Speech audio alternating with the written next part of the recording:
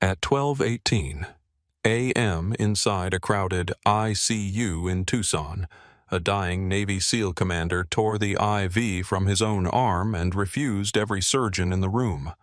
Not because he wanted to die, because he knew someone in that hospital might be there to finish the job. His blood pressure was collapsing. The monitors screamed. Doctors shouted over one another. Then a quiet night nurse stepped through the door, rolled up her sleeve, and showed him a tattoo from a mission the government said never happened. The commander looked at her like he was seeing a ghost. And maybe he was. This story is not just about medicine, war, or survival. It's about the people no one listens to until they become the only reason the truth stays alive. Stay with this one. Like the video and comment what city you're watching from. Before the tattoo changed the room, before Commander Ethan Rourke looked at Megan Shaw like the dead had learned how to breathe again. Rio Verde Medical Center had been just another tired hospital trying to survive another night. It sat on the south edge of Tucson, where the city lights thinned out into desert black, and the mountains looked like sleeping animals beyond the parking garage. By day, the building was beige concrete, sun-bleached windows and old palm trees that rattled in dry wind. By night, it became something else. Fluorescent corridors, vending machines humming in empty corners, a security guard half awake at the front desk, families sleeping upright in waiting room chairs because bad news did not care about visiting hours. The ICU was on the 6th floor. Megan Shaw knew every sound it made. She knew the soft click of the medication room lock when it did not catch the first time. She knew the older ventilator in bed 4 gave a half-second delay before the alarm tone. She knew the west elevator shuddered before opening, which meant if a code came in from the ER, the bed would arrive 12 seconds later than the residents expected. 12 seconds mattered. In a hospital, people liked to talk about miracles after the crisis was over. Megan did not believe in that word. She believed in timing, pattern recognition, clean hands, honest charting, and the kind of calm that looked almost rude to people who mistook panic for caring.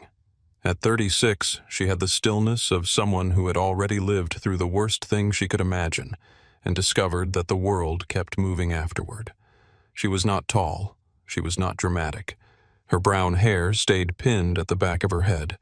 Her shoes were plain and soft. She wore long sleeves under her scrubs even in the summer, which made no sense in Tucson, but nobody asked anymore. People stopped asking about things once they had a simple explanation. Megan was private. Megan was difficult. Megan did not like being touched. Megan had no family listed in her employee file. Megan worked nights because nights had fewer questions. That was enough for most people. At Rio Verde, she was known as the nurse who caught things early and annoyed doctors while doing it. She did not raise her voice. She did not flatter. She did not soften the truth just because someone had more letters after their name. Her last performance review sat in a folder in Human Resources with 3 underlined phrases. Clinically exceptional. Poor team alignment. Needs improved respect for command structure. When Megan read it, she had almost smiled. Command structure. The phrase belonged to men who had never watched a satellite phone die in a valley while wounded men waited for orders that would never come. It belonged to conference rooms, not blood. It belonged to people who believed a title could stop an artery from opening. Still, she signed the review. She dated it. She returned to work. That was the life she had built. A badge. A locker. A small apartment with blackout curtains. A pickup truck registered under her legal name. A grocery store where the cashier knew she bought coffee, oranges, and frozen meals every Tuesday morning after shift. A quiet life did not mean a peaceful one. It meant the walls held. For 5 years, the walls had held. Then, at 11:46 p.m., the ambulance bay called up. "ICU transfer coming," said a voice from the ER. "Male mid-40s, possible liver involvement, blunt trauma, military affiliation." He came with 2 Department of Defense contractors who are making everyone miserable. Megan stood at the nurse's station with a chart open in front of her. The words reached her before the meaning did. Military affiliation, contractors, possible liver involvement. She looked up at Nora Bell, the charge nurse, who was reviewing staffing assignments with reading glasses low on her nose.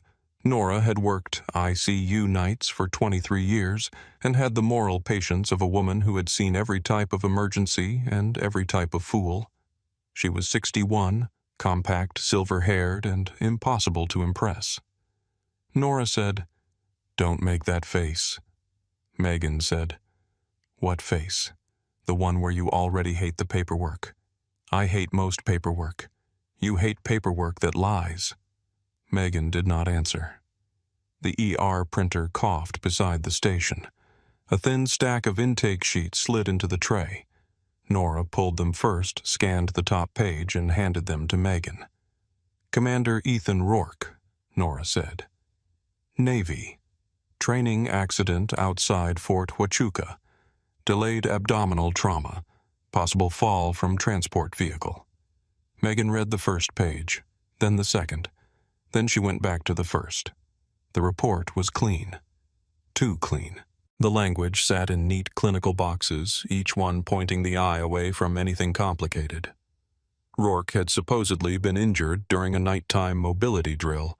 He refused transport for several hours. He later developed abdominal pain and instability.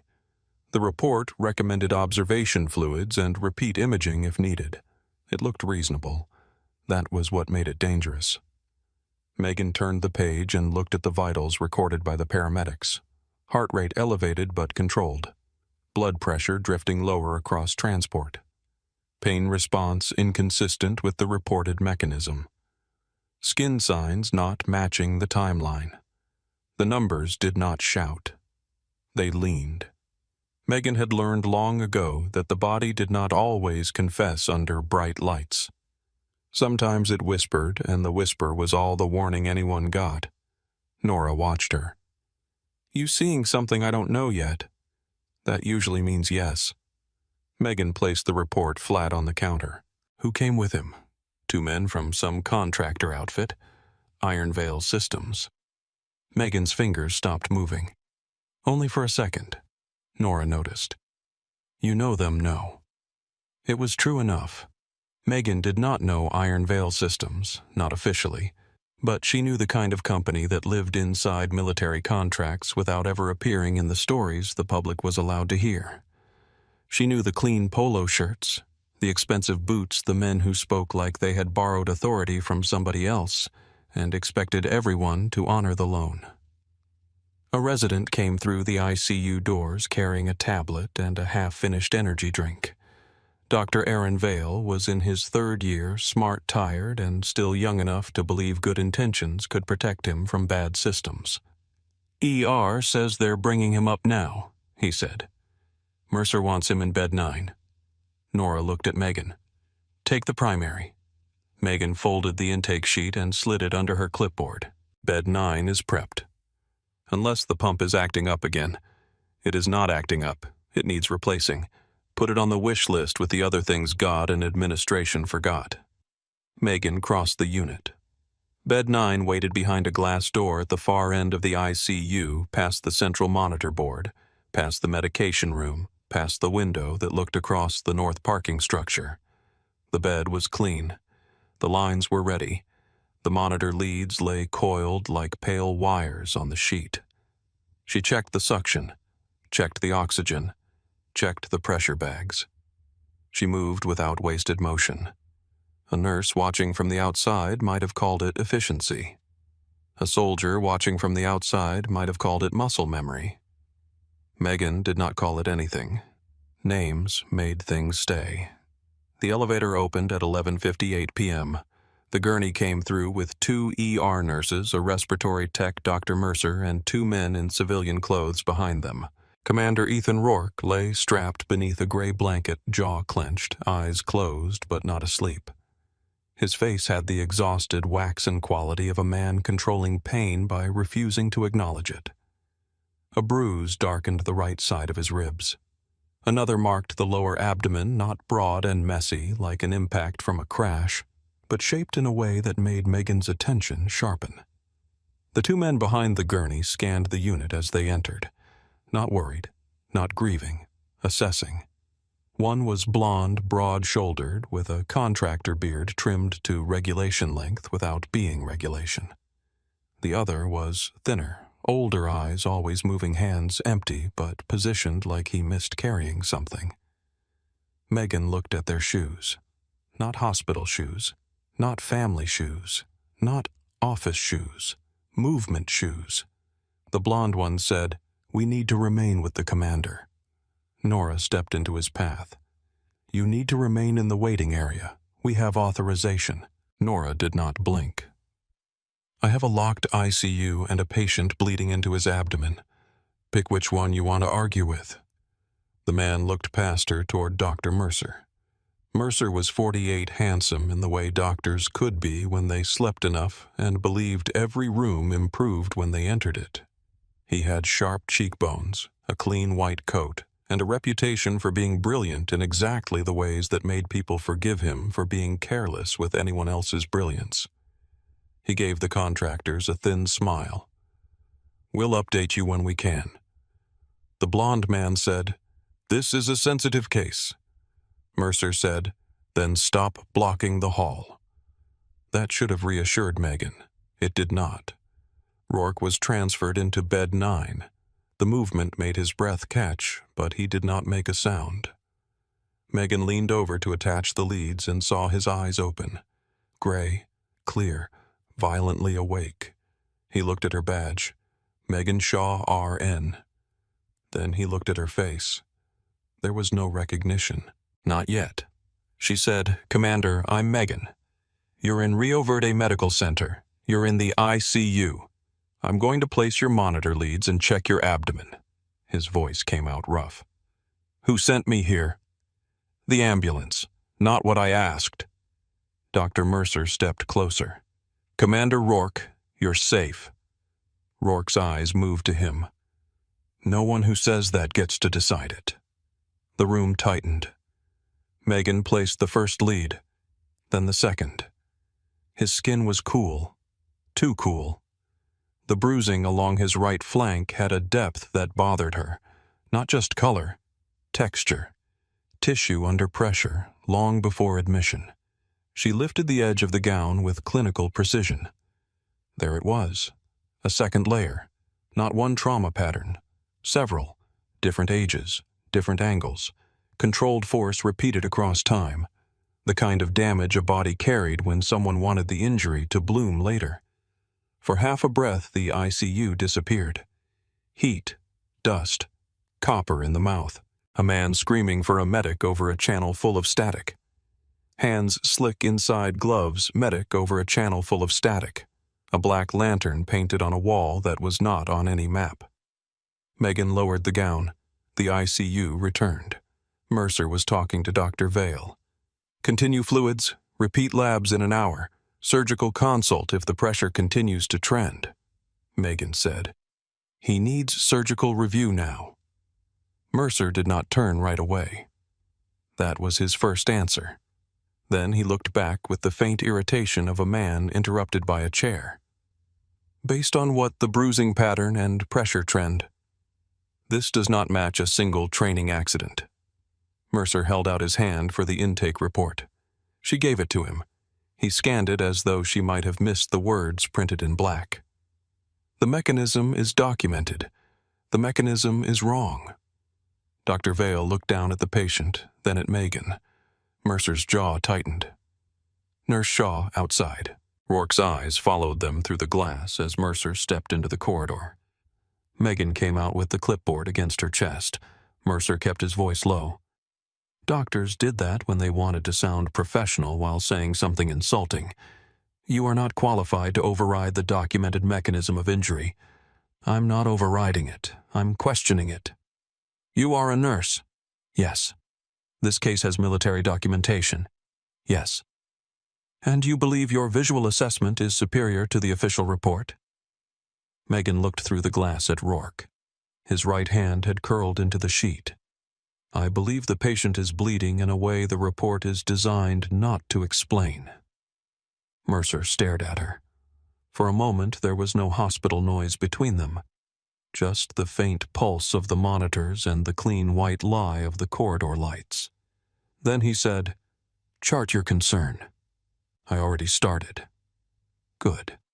Then stop practicing medicine without a license." Megan could have answered. There were several things she could have said, each one true, each one sharp enough to cut the night open. She said none of them. That was how she had survived after Black Lantern. Not by winning every argument. By understanding which rooms were built to punish truth before they understood it. She returned to bed 9 and documented carefully. Injury distribution inconsistent with reported mechanism. Progressive right upper quadrant tenderness. Deep flank ecchymosis with staged appearance. Recommend immediate surgical review for suspected delayed hepatic bleed. She saved the note. The timestamp locked. 12:11 a.m. The moment seemed small. A few lines in a hospital system already drowning in records. But Megan believed in small fixed points. In field medicine, a strip of tape could save a line. One knot could hold weight. One accurate note could outlive everyone who wanted it gone. At 12:18 a.m. Rourke tore out his IV. That was the moment the night broke open. But the break had started earlier. It started with the report. It started with the contractors. It started with Dr. Warren Pike stepping out of the west elevator at 12:31 a.m. fully dressed in a charcoal suit as if hospital directors normally arrived before 1 in the morning with polished shoes and no surprise on their face. Pike was 63, silver-haired and smooth in all the ways that made staff lower their voices around him. He had run Rio Verde for 8 years, long enough to know which donors liked public gratitude, which surgeons needed protection, and which nurses caused problems by being right at inconvenient times. He entered the ICU with a controlled expression. Concern, but not urgency. Megan saw it from the medication room doorway. That kind of face had history. She had seen men wear it before classified briefings when casualties were already considered acceptable, but nobody had told the people who would become them. Pike spoke first to Mercer near the nurses' station. Their conversation was quiet. Megan could not hear every word, but she did not need every word. She watched posture. Pike's head tilted when Mercer mentioned her note. Mercer's shoulders rose slightly when defending his plan. Pike looked through the glass at Rourke, then back at Megan. There. Recognition not of her, of disruption. Pike approached her. "Nurse Shaw. Dr. Pike, I understand you have concerns about Commander Rourke's care. They're documented." "Yes." "I reviewed your note." His tone made the word note sound like a stain. Megan waited. Pike smiled gently, which meant he had already chosen the knife and was deciding how cleanly to use it. "This is a sensitive patient with a complex background. The medical team is managing him appropriately. What we cannot have is staff introducing unsupported interpretations that complicate care." Megan looked past him at bed 9. Rourke was watching them. "His blood pressure is trending down," she said. "Within expected range. Expected by the report, not by his body." Pike's smile thinned. "You have no surgical training." "No. No trauma fellowship. No. No military medical authorization." That one was almost funny. Almost. Megan said, "Not in your file." Pike paused, the smallest pause. Most people would have missed it. Megan did not. Then he said, "You're being reassigned to step down for the remainder of your shift." Nora Bell, standing behind the station, looked up. "Dr. Pike, she's primary on bed 9. "Not anymore." Megan held still. There were two kinds of anger. The loud kind which burned fast and made people sloppy, and the quiet kind which sharpened memory. Megan had trained herself to live in the second. "Who's taking the bed? Nora will assign coverage." Nora's mouth tightened. Pike lowered his voice. And Megan, this habit of challenging physician judgment has been noticed. Don't make tonight the reason it becomes formal. For 1 second, Megan let herself imagine telling him everything. The desert, the mission, the tattoo, the names, the field transfusion done under fire with a radio antenna snapped in half, the casualty report that listed her as dead while she lay in a safe house with shrapnel in her leg and fever burning through her veins. The officer who told her survival was a liability. The decade she had spent making herself ordinary. She imagined Pike's face if he understood that the nurse he was dismissing had once kept men alive in places where no surgeon, no administrator, and no official report could reach them. Then she put the image away. "I'll go to step down," she said.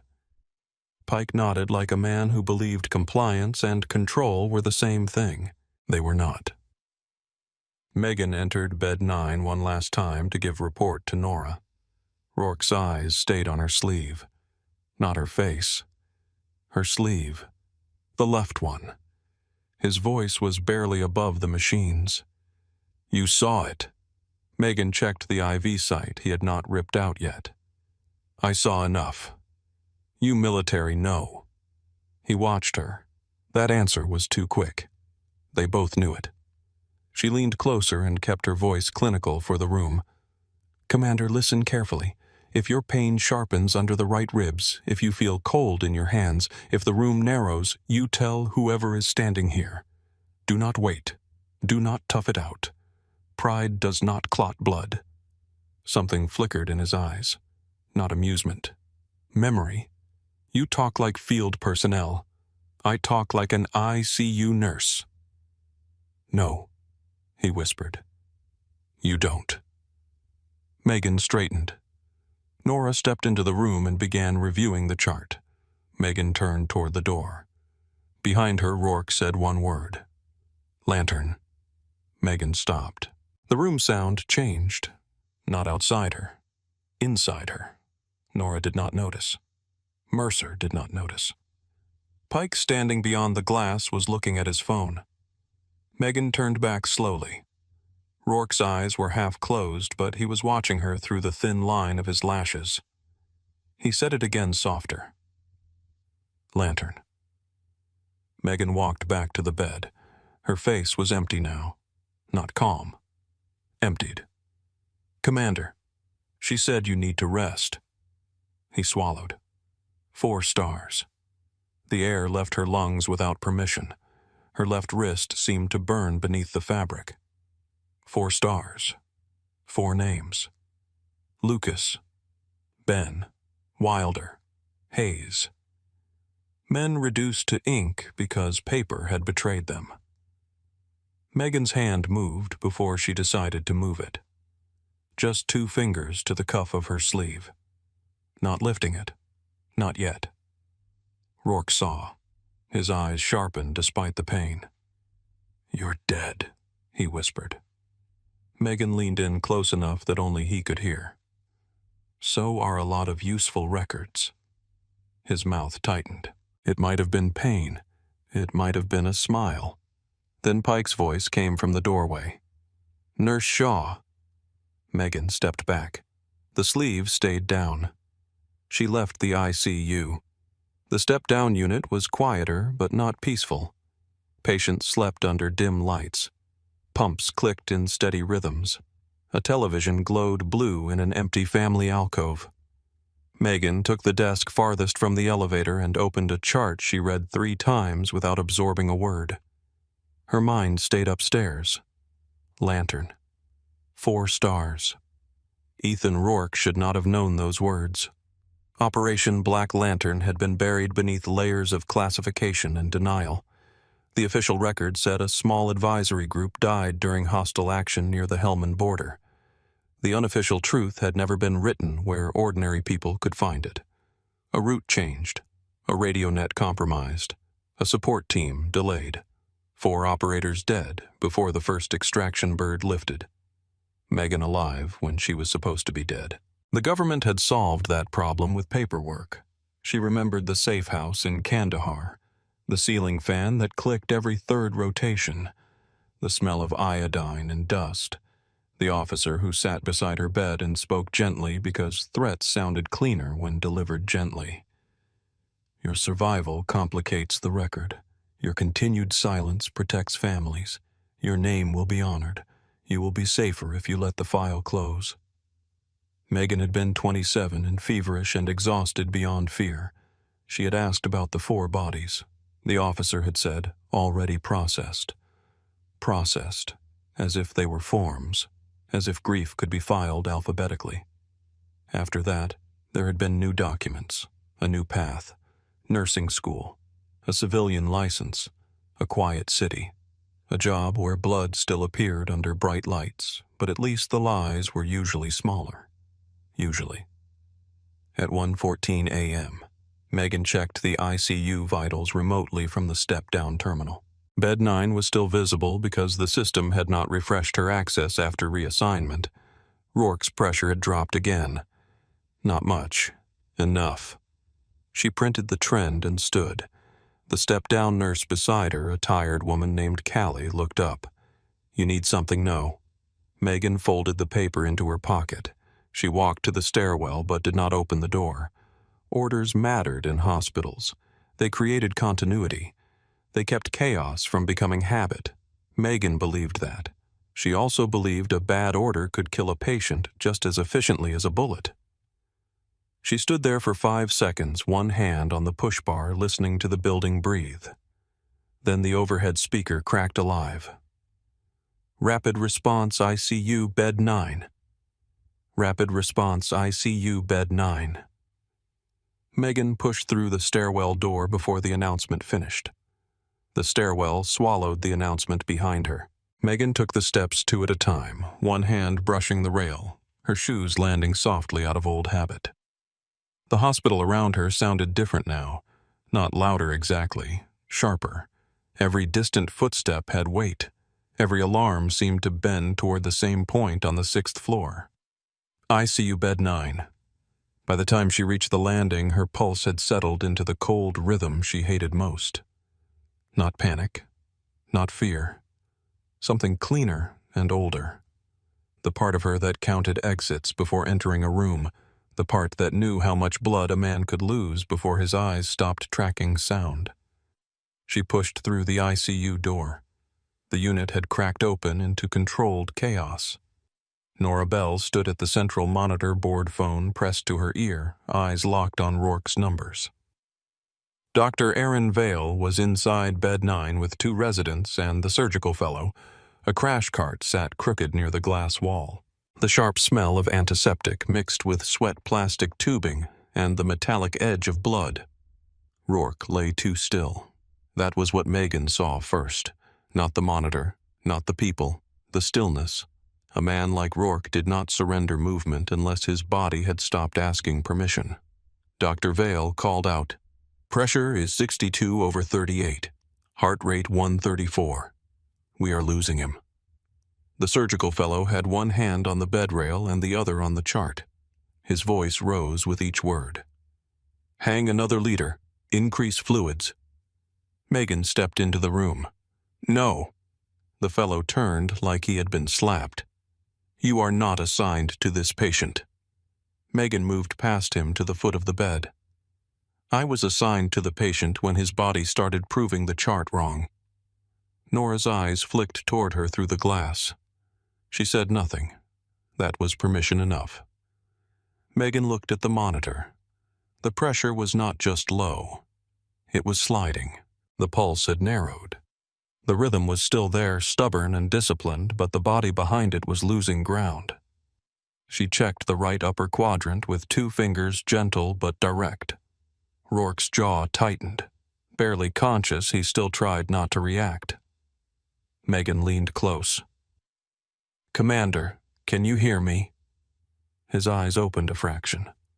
"Unfortunately." The word came out rough and thin.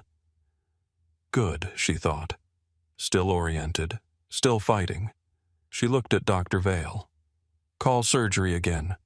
Use the words progressive hepatic bleed. Tell them the margin is failing. Tell them staged compression injury, not blunt trauma." The surgical fellow said, That is not confirmed. Megan looked at him. He is confirming it. She pointed to the monitor. His pressure dropped 11 points in 4 minutes. Fluids are not fixing it because you are pouring volume into a leak.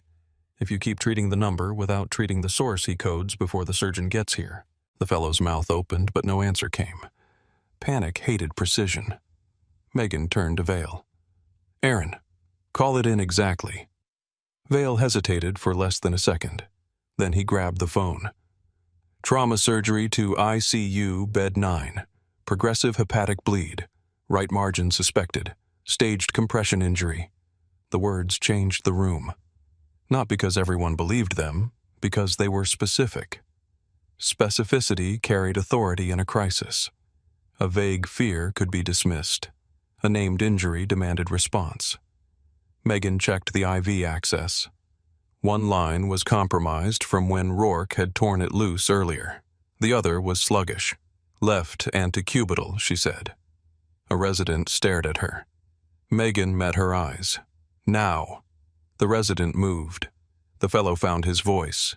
You do not give orders in my room. Megan did not look up. Then take them faster and say they were yours. Nora gave a cough from the doorway that might have been disapproval. It might have been laughter. There was no time to tell. Rourke's eyes shifted toward Megan's sleeve. Lantern, he breathed. Megan secured the tubing. Not here. Need command. You need blood. Need to know who touched the report. Megan paused. Only a heartbeat. Then she leaned in, voice low enough that the room became only the space between them. You stay alive long enough and we will talk about reports. Rourke's mouth moved. A broken smile. Always bargaining. Always winning. His eyes closed again. The monitor screamed. Pressure. 58 systolic Vale called. The resident at the IV line fumbled with the catheter. Her hands shook. Megan stepped beside her. Breathe first. The young woman looked at her terrified. Megan's voice softened. Look at the vein, not the monitor. The monitor is not your job. This is... The resident took one breath, then another. The catheter slid in. Flash, she whispered. Advance, Megan said. Good. Tape it. Lock it. The room did not become calmer, but it became usable. That was all Megan needed. Dr. Mercer arrived at 1:43 a.m., wearing irritation like armor. What is happening? No one answered quickly enough. He looked at Megan. Of course he did. Why are you in here? Megan drew a blood pressure cuff tighter around Rourke's arm and did not stop working. Because he is crashing. I asked why you are in here, and I answered the question that matters. Mercer moved to the chart, scanned the latest vitals, then looked at the fluids. Continue volume support. Get another set of labs. Megan said surgery is on the way. His head snapped toward Vale. Who called surgery? Vale swallowed. I did. On whose authority? Rourke's eyes opened. His voice was barely there, but it cut cleaner than the alarms. Mine. Mercer stepped toward the bed. Commander, you are in no condition to direct care. Rourke looked at him with the cold patience of a man measuring distance. Neither are you. The room stopped breathing. Mercer's face hardened. Before he could answer, the glass door opened again. Dr. Warren Pike entered. He did not rush. That was the worst part. A man who rushed was responding to the emergency. A man who did not rush had already decided which parts of it mattered. His gaze moved across the room. The blood bags. The residents. Megan at the bedside. Rourke pale under the lights. Then Pike looked at the monitor. For 1 second, real fear touched his face. Not fear for the patient. Fear of deviation.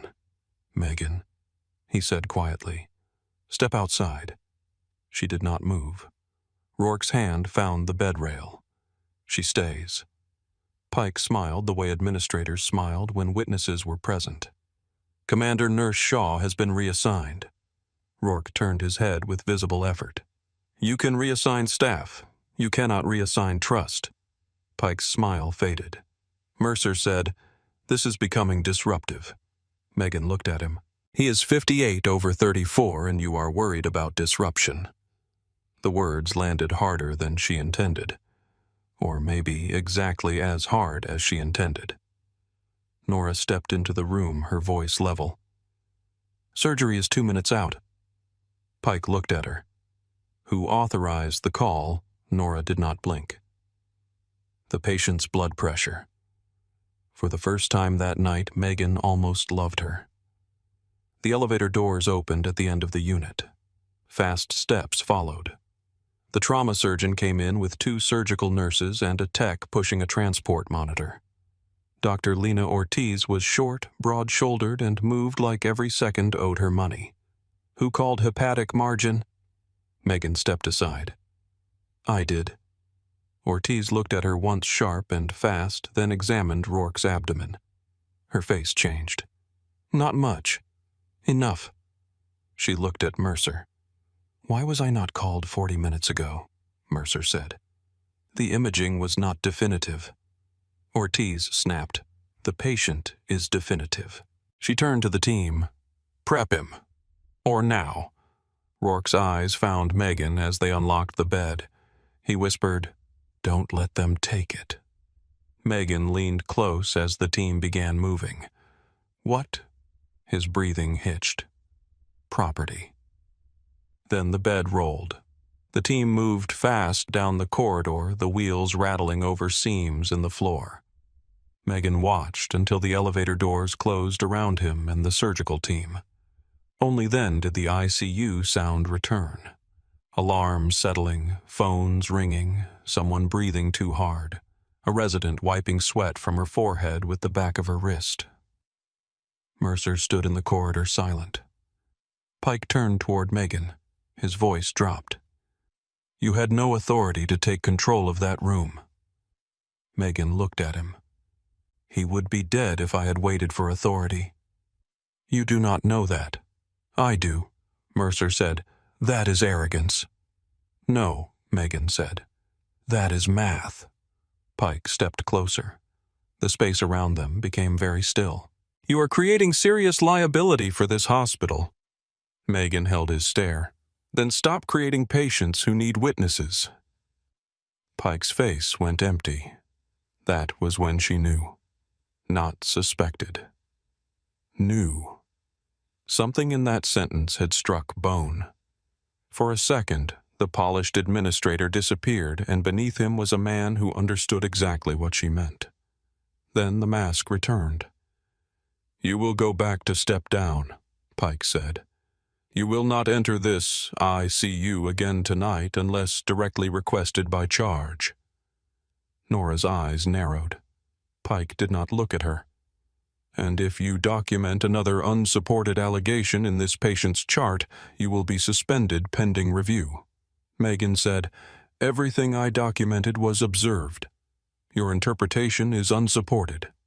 His abdomen supported it. Mercer looked away. That small movement told Megan more than an apology would have. Pike said, "Leave the floor." Megan turned and walked out before anger could make the decision for her. The stairwell was colder than the ICU. She stopped 1 level down and put both hands on the rail, not because they were shaking, because they were not. That bothered her more. Her body had slipped too easily into the old pattern. Alarm assessment orders, blood threat movement. Years of pretending to be ordinary had not erased anything. It had only laid civilian dust over the machinery. She looked at her left sleeve. Under the fabric, the tattoo waited. The black lantern. The broken serpent. 4 stars. Rourke had recognized it. He had said property. There was something among his belongings. Something important enough that a dying man used breath to protect it. Megan went back to step down because that was where Pike expected her to be. Hospitals were full of cameras, and cameras loved simple stories. A nurse who stormed around after being removed from a case became a problem. A nurse returning to her assigned unit became background. She sat at the desk, opened a chart, turned a page. She watched the clock. 2:04 a.m., 2:17 a.m., 2:31 a.m. At 2:38 a.m., the OR called the ICU. Nora forwarded the update to step down without saying why. Megan picked up. Nora's voice was low. They found it. Megan closed her eyes. Hepatic margin. Right where you said. How bad? Bad enough that Ortiz said 10 more minutes would have made it a recovery discussion with the morgue. Megan breathed out through her nose. Rourke was alive. For the moment. Nora was quiet on the line. Then she said, Pike is furious. He should try being useful. It is less tiring. Megan. The way Nora said her name made Megan stop. What Pike left the floor right after surgery took him. He was on the phone before the elevator closed. With who, I don't know. But he was not giving a medical update. Megan looked toward the step-down corridor. Empty, dim, clean in the way hospitals were clean when no one had looked behind the doors. Call me when Rourke is back. Megan, be careful. The line clicked dead. Careful. People said that when they did not know the shape of the danger, but could feel its shadow. At 3:02 a.m., Megan stood to get coffee she did not want. She took the back corridor instead of the main one. It connected step down to the family waiting area on the second floor, then to the service stairs. She did not need to go that way. That was why she went. The hospital at that hour belonged to the half-awake and the hidden. A janitor pushed a cart near radiology. A woman slept under a blanket in a chair with one shoe off. The vending machine buzzed under a flickering light. Then Megan heard voices. Low, male, around the corner. She stopped before her shadow reached the wall. The first voice was controlled. Surgery bought him time. It does not change the requirement. The second voice answered, Grant is in the building. Megan's eyes narrowed. Grant. She did not know the name. The first voice said, Then he already talked to someone. The nurse, maybe. A pause. Pike removed her from the room. The first voice gave a quiet laugh without humor. Pike removes what he is paid to remove. That does not make him reliable. Megan stood with her back against the wall, breathing so slowly her ribs barely moved. The second voice said, She kept him alive. She interfered. She identified the injury pattern. A longer silence. Then the first voice changed. Who is she? I see you, nurse. Megan Shaw. No. Before that. Megan's fingers curled once, then relaxed. The hallway seemed to shrink around her. Find out, the first voice said. And check the property log. If Rourke brought anything in with him, I want it before the federal people lock the building down. The men began moving. Not toward her. Away from the waiting area toward the main elevators. Megan waited until their footsteps faded. Then she stepped into the empty corridor. Her reflection stared back from a dark window. White scrubs, tired eyes, hair pinned neatly, badge clipped straight. A nurse, a ghost, a problem. For 5 years, Rio Verde had been a place to disappear. Tonight it had become a map of old sins, and every corridor seemed to lead back to the valley she had tried to bury. She turned toward the stairwell. Commander Rourke was alive upstairs. His property was somewhere below. Men who knew Pike by name were already looking for it. Megan pulled her left sleeve down over the tattoo, pushed through the stairwell door, and started toward the lobby. Megan started toward the lobby with the same pace she used for medication rounds. Not fast, not slow. A hospital camera could make suspicion out of speed. It could make guilt out of hesitation. Megan had learned long ago that the safest way to move through a watched place was to look like the place belonged to you. The second-floor corridor gave way to the main stairwell, and the stairwell gave way to the long service hall behind radiology. The lights were dim, there turned down for the night, and every few feet a ceiling panel buzzed with tired electricity. Somewhere behind a closed door, an ice machine dropped a load into its bin with a hollow clatter that sounded too much like a rifle bolt in the wrong memory.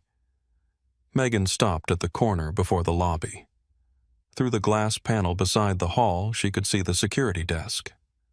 Tyler Moss sat behind it, shoulders rounded, one earbud in the blue light of his phone painting his face. He was 22, maybe 23, the kind of young man who still apologized to vending machines when they stole his money. He worked nights to pay for community college classes and always asked ICU nurses if they wanted coffee when he made a fresh pot. Beyond him, the lobby stretched wide and empty under pale lights. Not completely empty. A man stood beside the visitor information board. He wore gray scrubs now, housekeeping color. The fit was wrong, too clean across the shoulders, too careful at the cuffs. He faced the board, but his reflection in the glass showed his eyes were on the elevators. Megan did not look directly at him. She counted the distance from the side corridor to the security desk. 11 steps, 3 seconds if she moved with purpose. 6 if she moved like a nurse tired enough to hate the night. She chose 6. Tyler looked up when she came around the desk from the radiology side. He pulled out his earbud. "Nurse Shaw. You all right? Need patient property." Tyler blinked himself fully awake. At 3 in the morning, patient request. He rolled his chair toward the computer. "Name Commander Ethan Rourke. ICU bed 9, Tyler typed. The lobby man did not move.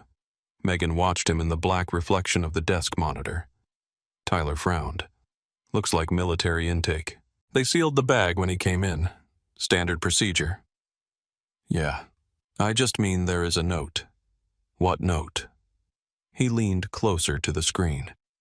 "Property not to be released without administrative approval." Megan felt the night settle around that sentence. "Who entered it?" Tyler checked. "Dr. Pike." "Of course." Megan placed both palms lightly on the counter. "Tyler, the patient, came out of surgery and requested a specific item. He is conscious. He is oriented. He has the right to his property unless there is a legal hold." Tyler looked toward the lobby. Megan lowered her voice. "Do you see a legal hold?" He looked back at the screen. "No." "Then follow the policy you can defend tomorrow." That helped him. People like Tyler did not need courage in large pieces. They needed a rule to stand on. He opened a drawer and took out a keyring. "Lockbox is in the back." Megan followed him behind the desk. The lobby man shifted slightly near the information board. Not enough to approach, enough to mark interest. The property cabinet stood against the wall, a dull metal box with numbered compartments and a sign-out clipboard hanging from a chain. Tyler unlocked the lower section and pulled a sealed plastic bag from slot 19. He set it on the counter. Megan read the label before touching it. "Commander Ethan Rourke. Wallet, watch, phone, wedding band, tactical pen, field notebook, black encrypted data key." The wedding band stopped her for half a second. She had not noticed one on his hand. Then she looked at the data key entry. No brand, no serial, no description beyond color. That was not an oversight. That was caution. "I need the data key," she said. Tyler looked uncomfortable. "Only that. Yes. Do you want the whole bag?" No. She wanted the record clear. One item removed, one item signed. No mystery large enough for someone else to fill with lies. Tyler cut the heat seal with scissors and opened the bag. Plastic whispered under his hands. He removed a small black device shorter than her thumb, matte finish, heavier than it should have been. No logo, no light, no seam except the cap. Megan took it. For such a small thing, it carried the weight of a body. Maybe several. Tyler slid the clipboard over. She signed her real name. Megan Shaw. Time: 3:18 a.m.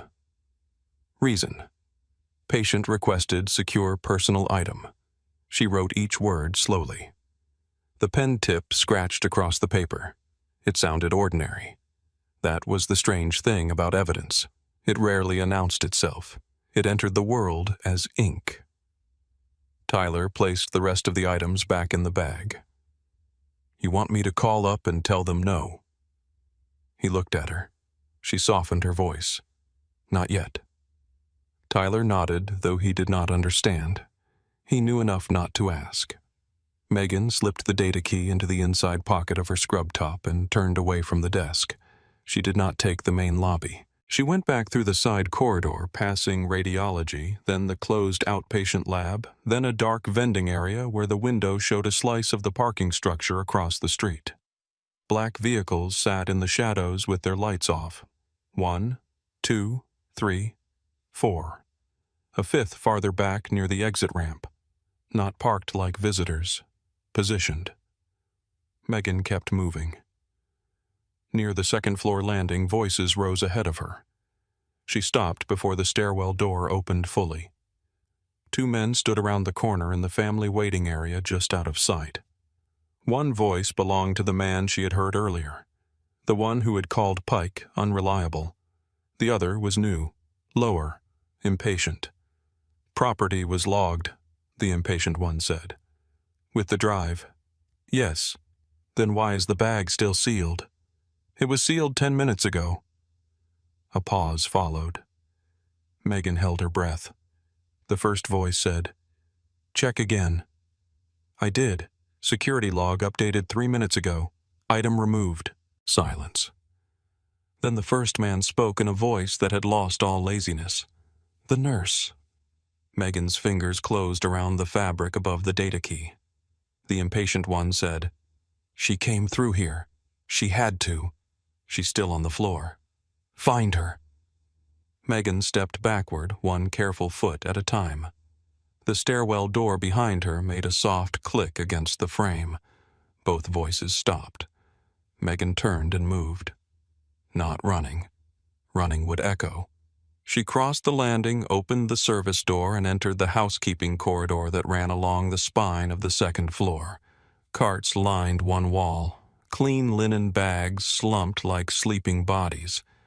The air smelled of bleach and warm dust. Behind her, the stairwell door opened. Megan took the first left, then the second right, following the route most staff avoided because it passed the old pediatric wing, closed after a renovation. Budget vanished into committee. The hallway there was darker. Half the rooms were used for storage. The floor wax had worn thin near the nurses' station that no longer had nurses. Footsteps followed. 1 person, maybe 2. Megan passed a supply closet, counted 3 more doors, then slipped into a dark family consult room. She did not close the door fully. She left it open the width of 2 fingers and stood behind it, one hand on the metal handle. A man passed the door. Gray scrubs, wrong shoulders. His phone glowed in his hand. He looked down the hall, not into the room. Megan waited until his second step carried him past the frame. Then she moved out behind him and continued the other way back toward the intermediate elevator bank. She pressed the button once. The elevator answered with a soft chime that felt too loud. "Come on." The doors opened. Inside stood a man in a dark jacket, white shirt, no tie, holding a leather credential case at his side. Megan did not step in. The man looked at her as if he had expected exactly this version of the night. Megan Shaw. It was not a question. She looked at his hands first. Empty except for the credential case. Then his shoes. Quiet soles, practical. Not contractor, not hospital. Federal, maybe. Or someone trained to look like it. "Move," she said. He lifted the credential case and opened it. Elias Grant, Defense Intelligence Liaison. The badge looked real. The problem was that real things could be used by the wrong people. Megan did not take it. "Commander Rourke is alive. Because you ignored bad orders, Grant said. That is not a credential. No, it is why I need 5 minutes. She glanced toward the hall behind her. I do not have 5. Grant followed her look. Something in his face adjusted not surprise, not fear, but a narrowing of options. They know you have it. Megan said nothing. His eyes dropped to her scrub pocket. They do. The elevator doors began to close. Grant held them open with one hand. Rourke is awake. He asked for you. He already did. No, Grant said. He asked for Black Lantern. Megan went still. Grant saw the reaction. Filed it. Regretted maybe that he had needed to use the name. He said quietly, that name has not appeared in any accessible file in 9 years. If he is saying it now, then the people hunting him already know part of what he carried into this building. Megan stepped into the elevator. Grant pressed 6. The doors closed. For 3 floors, neither of them spoke. The elevator hummed upward, slow and indifferent. Megan stood with her back against the wall, positioned so she could see Grant's reflection in the doors. He did not fidget, did not check his phone, did not look at the floor numbers more than once. Men like him were trained to make stillness look natural. Megan had been trained to distrust natural.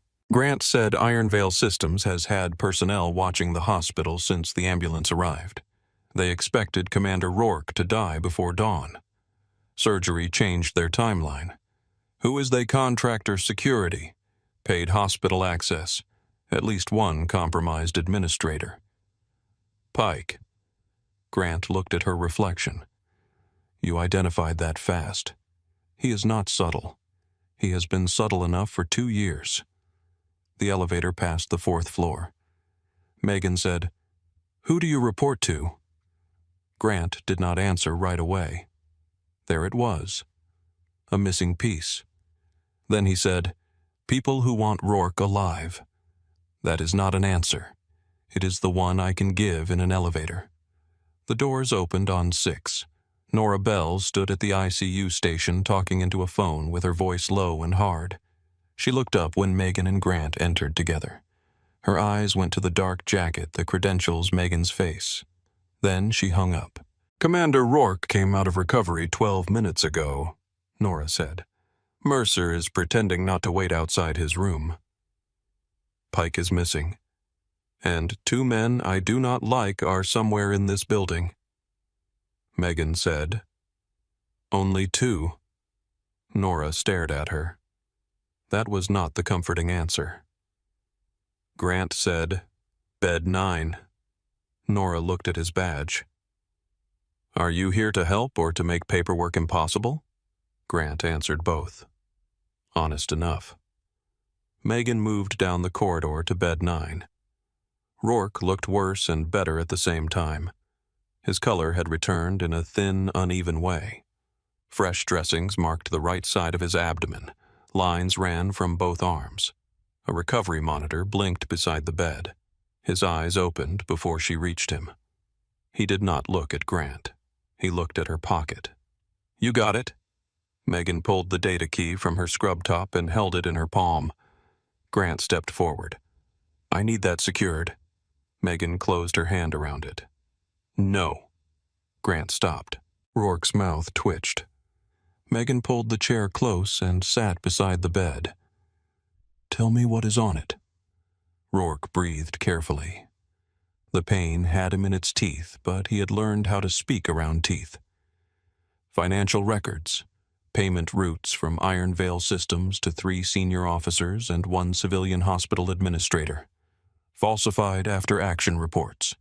Casualty files from Operation Black Lantern. Communications logs tied to the route compromise. The room seemed to darken around the words.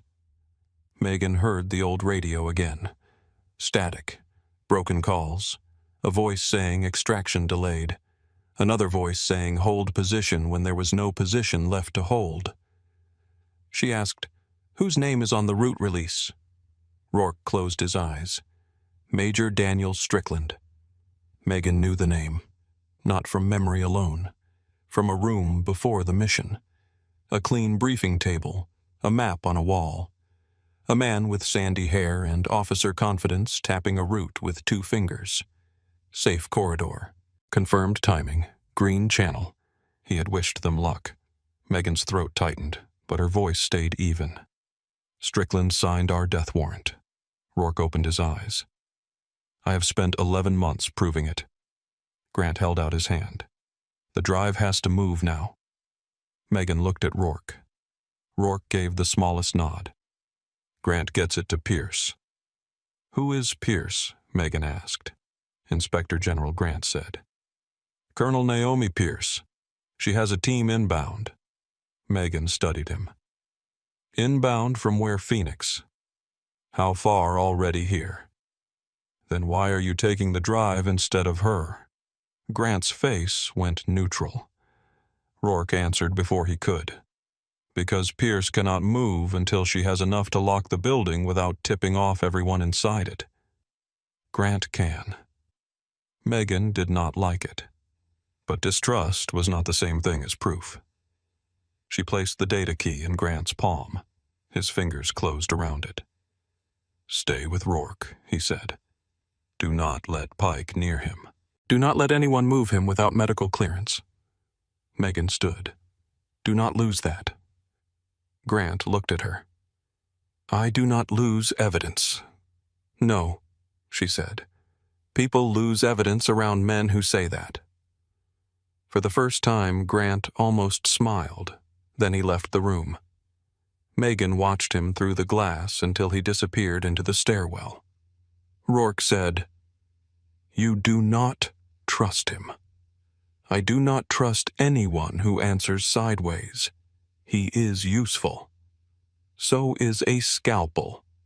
You still count it before and after surgery. Rourke let out a breath that might have been a laugh if his body had more room for humor.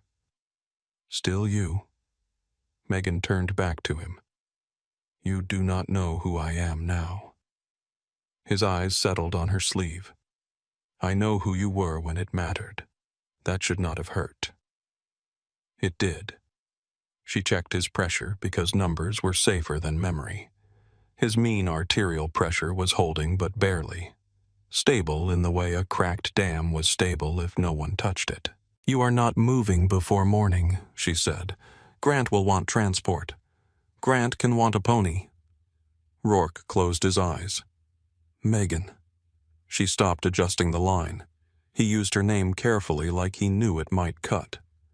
I did try to find you. She looked at the monitor. Do not. I need you to know that. You need to heal. I thought you were dead for 3 years.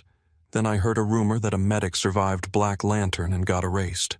Every time I pulled on it, someone shut the door. Megan's hand rested on the bed rail. Doors are useful. They keep things out. They also keep people buried. She looked at him then. Really looked. Under the surgical pallor and the military discipline was a man who had carried his own dead a long way. Not the same dead as hers, maybe, but close enough that the silence between them recognized itself. Before she could answer, every light in the room flickered once. The monitor held. The hallway lights held. But the computer mounted beside the medication scanner blinked, lost connection, then reconnected. Megan straightened. Rourke saw it. What network hiccup? In a hospital. Everything in this hospital hiccups. But she was already at the door. Nora stood at the central station looking at the records terminal. Megan, she said. The word was quiet, too quiet. Megan crossed to her. The screen showed a backup status warning. Local record sync delayed. Remote handshake retry pending. Nora said. That normal Megan looked at the time. 4:47 a.m. The hospital system backed up once daily starting at midnight, finishing before 5. Any charting from the night existed locally until the remote system completed the handshake. Her note, her observations, the first clean contradiction to the false report. A cold line moved through her. No. From the far elevator, Colonel Naomi Pierce stepped into the ICU. She was in a working uniform, not dress blues, with 2 officers behind her and a civilian investigator carrying a tablet. Late 40s, dark hair pulled tight, eyes that took in the corridor, the doors, the monitors, the people in one sweep. She looked at Grant, who was not there. Then at Megan. Megan Shaw. "Yes, I need your statement." Megan pointed to the records terminal. "Secure the 4th floor first." Pierce paused. "What is on 4 records management? Local server room, administrative offices." Nora added Pike's suite. Megan was already moving. Pierce said, "Stop." Megan turned. Pierce held her gaze for 1 second, recalibrating. Then she looked at one of her officers. 4th floor. Now. Megan did not wait to be invited. The 4th floor stairwell door was open when she reached it. Not wide, not closed, caught in the last inch of its swing. She pushed through into the administrative corridor. The lights were off except for amber emergency strips along the baseboards. Office doors lined both sides. The air smelled different here. Paper, carpet, closed rooms. The part of a hospital where decisions were made by people who did not hear monitors scream. At the far end, near records management, a white flashlight beam moved across the wall, not wandering, searching. Megan stepped into the corridor. The beam snapped toward her. A man in gray scrubs stood outside the records suite. In his left hand was a black device, small and rectangular, with a rubber antenna folded along one side. His face was familiar. The lobby watcher. He saw her scrubs and made the old mistake. He saw the nurse before he saw the woman. "Floor is closed," he said. Megan walked toward him. "Put it down." He smiled. "Go back to your patients." She kept walking. "I am." His smile faded when she did not slow. He shifted his weight. The device moved behind his leg. Megan covered the last 20 feet faster than he expected. He grabbed her shoulder. Her bruised shoulder. Pain flashed white behind her eyes. She used it. Dropped under his grip, drove her elbow into his ribs, caught his wrist with both hands, and turned toward the wall. He was stronger. She was closer. The device hit the floor. He lunged for it. Megan stepped on it with her full weight. Plastic cracked under her shoe. Behind her, the stairwell door opened hard. Flashlights filled the corridor. "Hands," Pierce ordered. The man froze. Megan did not move her foot. A tech officer knelt beside the broken device and whistled softly. Signal jammer. Configured for network handshake interference. Pierce looked at Megan. Meaning, the tech said if active long enough, the local to remote backup would fail dirty. Midnight through 5 window could corrupt without obvious deletion. Megan looked down at the cracked device. Her nursing note had almost disappeared without a trace. Pierce's expression tightened. "We should have cleared records first." "Yes," Megan said. Pierce accepted it. No defense, no ego. That made Megan trust her 1 inch. Pierce turned to her officers.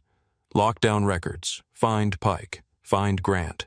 No one leaves through service access." Megan lifted her foot from the broken jammer. In the silence after the order, her radio clipped at her waist crackled with Nora's voice. "Megan. ICU. Now." There was no alarm behind Nora's voice. That was worse. Megan picked up the radio. "What happened?" A beat of static. Then Nora said, "The service door at the far end of the unit is open 4 inches." Megan was already moving before Nora finished the sentence. The 4th floor corridor blurred around her. Pierce called something behind her, short and sharp, but Megan did not stop to catch the words. The broken jammer lay on the floor behind her. The man in gray scrubs was being forced to his knees. Flashlights crossed the records suite walls. None of it mattered now. ICU. Bed 9. Rourke. She hit the stairwell door with her shoulder and took the steps down fast, one hand sliding along the rail breath-controlled mind, cutting the building into angles. 6th floor. West service access. Housekeeping corridor. Line of sight from the far door to the glass wall of bed 9. the north parking structure facing the exterior windows. They had tried the records first. Now they were going for the witness. Her radio cracked again.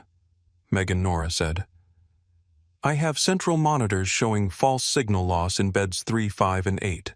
Not clinical. Repeat, not clinical." Megan pressed the talk button while turning the landing. "Lock the far service door." I did. Status light red now, but it was green when I saw the gap. How long unknown.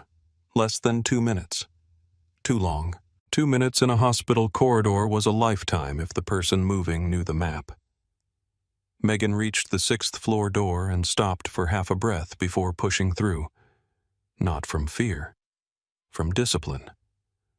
A doorway was a question. You answered it with your eyes before your body. She opened it. The ICU corridor stretched ahead under brightening dawn lights. The central station sat halfway down. Nora stood there with one hand on the phone and the other braced on the counter. Dr. Aaron Vale was near bed 4 looking at a monitor that had gone blank and come back with a false alarm cascade. At the far end of the unit, the service door was nearly closed. Not fully. 4 inches. The gap was dark. In the darkness, something caught the overhead light. Glass. A lens. Megan felt the entire floor narrow into that reflection. She did not shout. Shouting gave away timing. She walked quickly toward bed 9, then changed directions so abruptly that Vale looked up. "Clear the hall," she said. He blinked. "What?" "Now." Nora heard the tone and reacted without needing the meaning. Aaron moved patients clear of glass. Closed doors. The first false flat line hit at the central board. Bed 5 went dead. One straight line. No warning rhythm. No drop. No decline. Megan looked once. "Override device," she said. Vale stared at the board. "That is impossible. Then it is doing impossible very well." She reached bed 9. Rourke's eyes were open before she entered. He had heard something in her footsteps. That was the thing about men who survived long enough in violent places. Pain could slow them, sedation could drag at them. But the body still knew when danger entered the room. He started to reach for his IV line. Megan snapped, "Do not pull that." His hand froze. "Service corridor?" he asked. 2, at least. Armed unknown. Bad answer. It is the only one we have. She released the bed brakes with her foot and pushed the bed away from the window, then angled it toward the interior wall. Rourke sucked air through his teeth as the movement pulled at the surgical site, but he did not make a sound beyond that. Megan checked the lines as she moved him. "Your pressure is marginal. You sit up, you bleed. You fight, you bleed. You get heroic, I sedate you myself." Rourke's eyes tracked the glass door. "You always this warm with patients, only the ones trying to die dramatically." A faint smile touched his mouth and vanished. The service door clicked. Not the clean sound of an electronic lock. A mechanical override. Megan turned. The door opened. The first man came through low and fast. Gray scrubs. Hospital badge clipped at the wrong height. 45, maybe older, fit in the compressed way of someone who had maintained function but not youth. His eyes swept the unit and found bed 9 immediately. The second man came through behind him, carrying a small rectangular device in one hand. Black casing, toggle switch, short antenna. Not a gun, but it might as well have been one in this room. Vale saw them and stepped out from bed 4. "Hey, this is a restricted unit." The first man moved toward him. Megan stepped into the corridor between them. "Dr. Vale," she said behind the station. Vale hesitated. She did not look at him. Now. He moved. The first man looked at Megan. She saw the same calculation she had seen twice tonight. Nurse, female, unarmed. Obstacle of low value. He said, "Move." "No." The word was flat. It stopped him for half a second because he expected fear-confusion argument or compliance. He got none. Behind him, the second man lifted the override device. The central board flashed.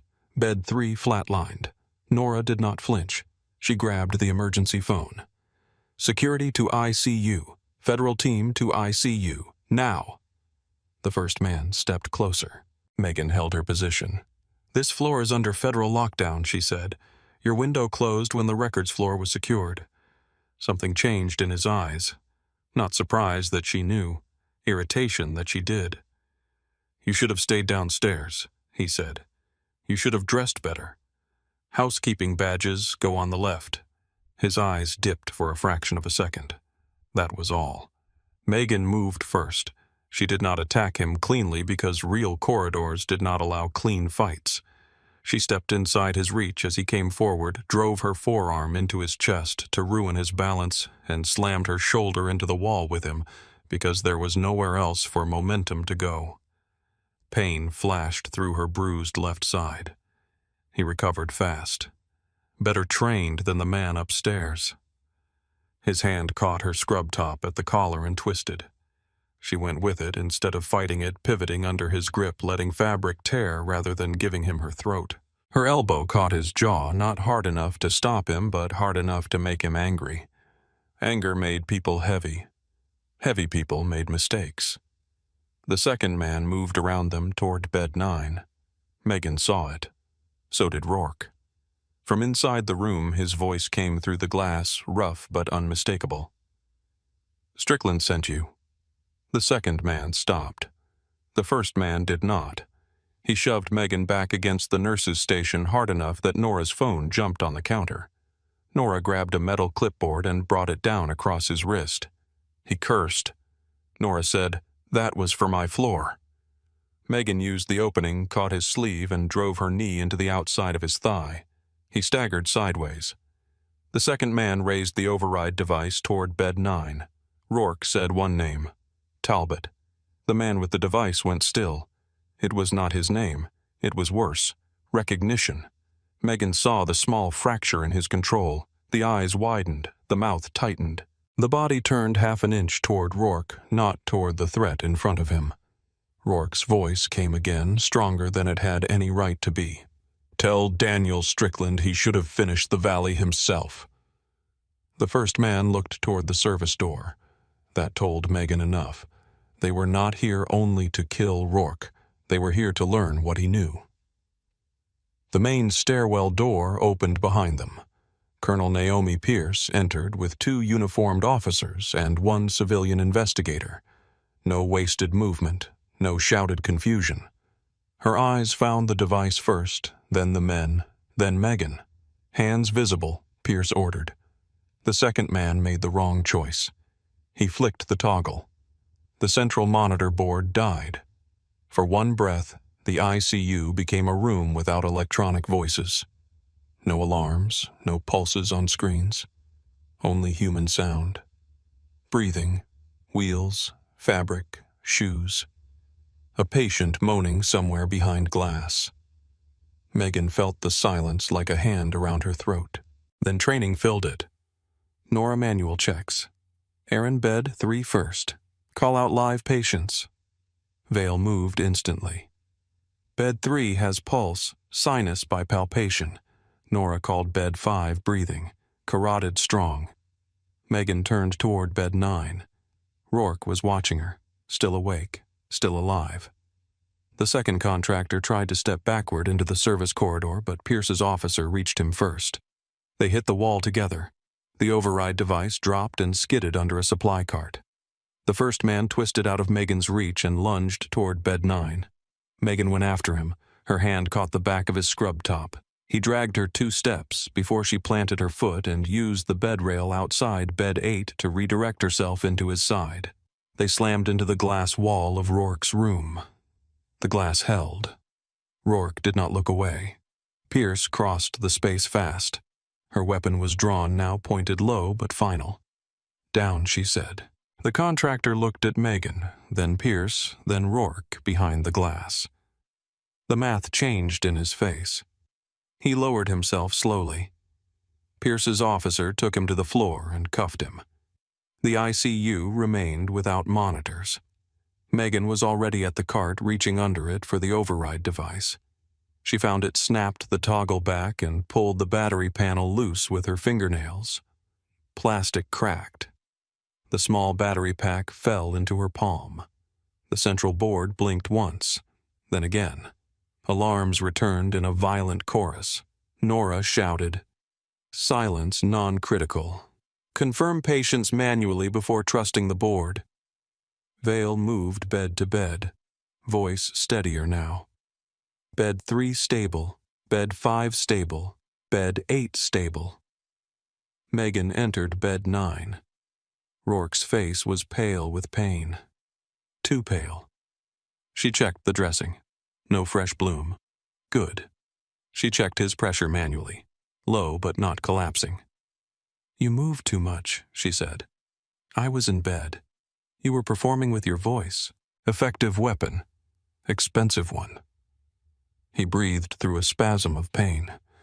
Who did Pierce get 2 contractors? Names not yet. Rourke looked through the glass as Pierce pulled the first man upright. Not Strickland. "No, he is close." Megan followed his eyes. "How do you know?" "Because they reacted to the name."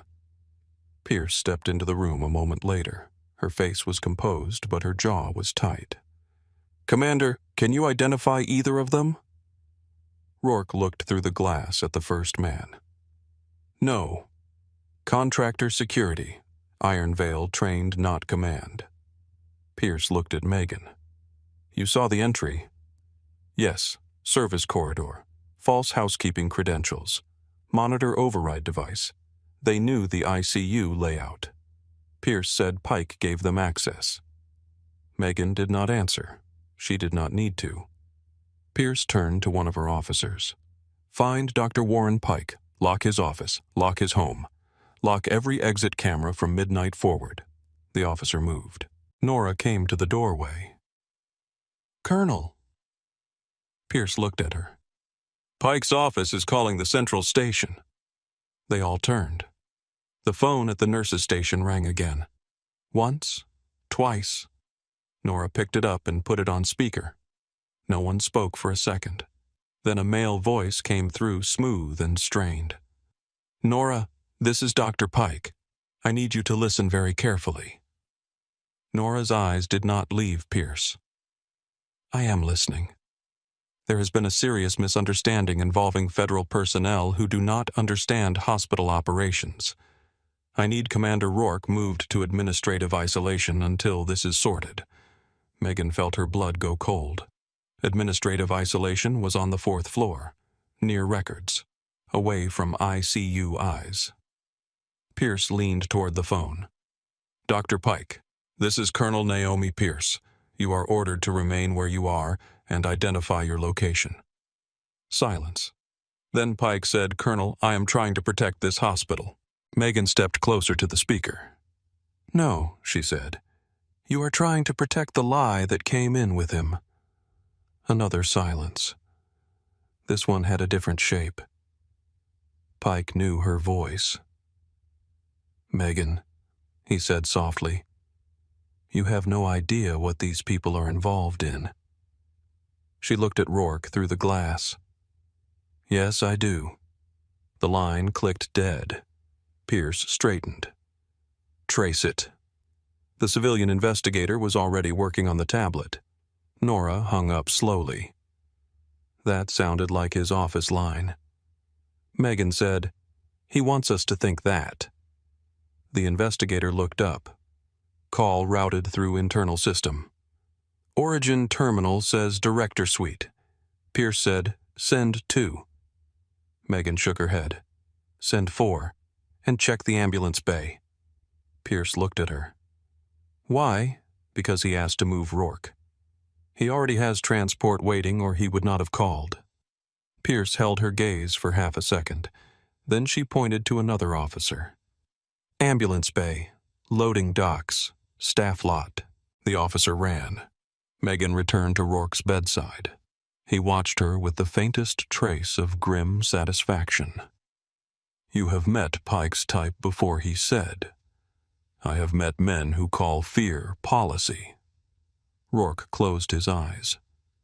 Strickland does that. The name settled between them. Megan checked the line again, though it did not need checking. Tell me about him. Rourke's eyes opened. Major Daniel Strickland, Logistics Command. Controlled route assignments for Black Lantern. Signed the advisory packet. Signed the delay authorization. Signed 3 corrected reports after the mission. Corrected, Megan said. The word tasted bitter. Cleaned, Rourke said. Your name moved from survivor to casualty in the 3rd version. Megan kept her hand on the bed rail. Who ordered that? That is what the drive proves. Grant has the drive. Rourke looked toward the corridor. Grant is supposed to have the drive. Megan heard the difference. Supposed to. Before Rourke could answer, Pierce returned to the doorway. Her phone was in her hand. Pike is gone. His office terminal is active, but he is not there. Staff lot camera shows his car leaving at 1:12 a.m. Nora frowned. He left before surgery finished. Megan looked at the clock. 5:59 a.m. Dawn was beginning to gray the windows behind the ICU glass. Pierce continued. We found a burner phone in his desk drawer. Cash. Printed admission handling instructions for Commander Rourke. She looked at Megan. Your name is in them. Megan felt Nora turn toward her. Pierce read from her phone. If nursing staff challenges reported mechanism escalate to administrative removal. Prevent unauthorized documentation from influencing treatment direction. Nora whispered. They wrote you into the protocol. Megan's voice stayed flat. No, they wrote around me. Rourke said, because they did not know what she was. Pierce looked at him. And what was she? Rourke's eyes stayed on Megan. The first person in this building who could recognize a staged field injury because she had treated one under fire. No one spoke. The weight of that sentence did not fall all at once. It moved through the room slowly, finding each person who had dismissed her, doubted her, or benefited from her silence. Dr. Mercer appeared at the edge of the corridor, then pale and unshaven, no longer polished by arrogance. He had heard enough. Maybe all of it. He looked at Megan. I did not know. Megan did not turn. That was the problem. Mercer swallowed. I should have called surgery. Yes, there was no cruelty in the word. That made it harder for him. Pierce stepped into the room. We need Commander Rourke's statement on record before anyone else tries to control the timeline. Megan looked at the monitor. He can talk for 5 minutes, no more. Pierce nodded. A recorder was placed on the bedside table. Rourke gave his name, rank, and command status. His voice was weak, but the words were clean. He named Ironvale Systems. He named the falsified trauma report. He named the route compromise. Then Pierce asked the question the whole night had been circling. Who had authority over the final route release for Operation Black Lantern? Rourke looked at Megan. Not for permission, for witness. Major Daniel Strickland, he said. Megan's fingers closed around the bed rail. Pierce asked, Can you prove that the data key contains the communications log? Header authentication, payment links, report revisions. The civilian investigator looked toward the corridor. Grant should be back by now. Megan turned her head. Pierce noticed. What Megan asked. When did you last see Elias? Grant, Pierce said. At records before we moved to 4. He had the drive. Pierce's expression sharpened. He was told to secure it with my evidence team. Did he? The investigator checked his tablet. No chain entry. The room tightened. Rourke closed his eyes. Damn it. Megan leaned closer. What did you not tell me? Rourke opened his eyes with visible effort. Grant helped me build the case. That is not an answer. He also knew every person who wanted it buried. From the corridor, footsteps approached. Elias Grant appeared at the ICU entrance, holding a small evidence case in one hand. His face looked tired, controlled, almost relieved. "I have it," he said. Pierce turned. "Why is it not logged with my team?" Grant lifted the case. "Because your team was securing records and I was avoiding an Iron Veil intercept." Megan stared at the case. Something about it bothered her. Not the case. The drive inside. Through the clear evidence window, she saw the small black data key resting against foam. A scratch marked the edge near the cap. Thin, bright, fresh. The one she had pulled from Rourke's property bag had been smooth. No logo, no seam, no scratch. Megan stepped away from the bed. Grant looked at her, and for a fraction of a second, the calm in his face arrived too late. She said, "That is not the drive I gave you." The ICU went silent around the alarms. Pierce looked from Megan to Grant. Grant did not move. Rourke's voice came from the bed, low and tired. "Elias." Grant looked at him. Rourke said, "Tell me you did not." Megan watched Grant's hand tighten around the evidence case. "Not much. Enough." Grant stood at the ICU entrance with the evidence case in his hand, and for the first time that night the room did not belong to the dying man, the nurse, or the federal team. It belonged to the silence. Megan watched the scratch on the black data key through the clear plastic window. It was no more than a thin, bright mark near the cap, the kind of thing a tired person might miss after 9 hours on shift and a fight in a dark records corridor. But she was tired, not blind. The drive she had pulled from Commander Rourke's property bag had been smooth. Matte black. No markings, no scratch, no visible wear. She remembered the weight of it in her palm. She remembered the way Tyler Moss had cut open the seal. She remembered signing the property log with her real name, because lies were fragile and records were armor. That drive in Grant's hand was not the same one. Colonel Pierce turned fully toward him. "Open the case." Grant did not move. Pierce's officers shifted behind her. Hands lowered near sidearms. Not drawn. Not yet. Grant looked at Rourke first. That was the wrong choice. A man telling the truth looked at the person accusing him. A man managing damage looked at the person whose trust he had already spent. Rourke lay against the pillows, pale and wired to half the machines on the floor. His eyes were tired, but not confused. The pain had stripped away everything soft. What remained was command. He said, "Elias." Grant's jaw flexed. "Commander, this is not the place." Megan stepped forward. "It became the place when you walked in with the wrong evidence." Grant looked at her then. His face settled into calm, but now Megan could see the effort beneath it. The calm was no longer skin. It was structure. Built. Placed. Maintained. Pierce said, "Open it." Grant looked toward the central station, then toward the far service corridor, then toward the windows facing the parking structure. He was not looking for help. He was counting exposure.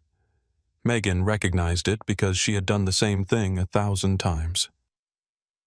"Do not make me ask again," Pierce said. Grant opened the case. Inside lay the scratched black drive resting in foam. Pierce held out her hand. Grant hesitated. Her voice lowered. "Now!"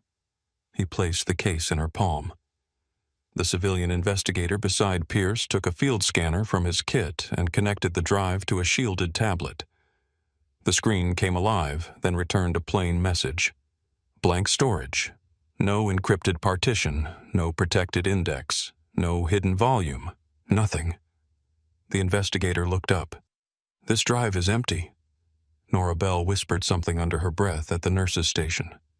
Dr. Mercer closed his eyes. Megan did not look away from Grant. Rourke's voice came thin but steady from the bed. "You switched it before the records floor."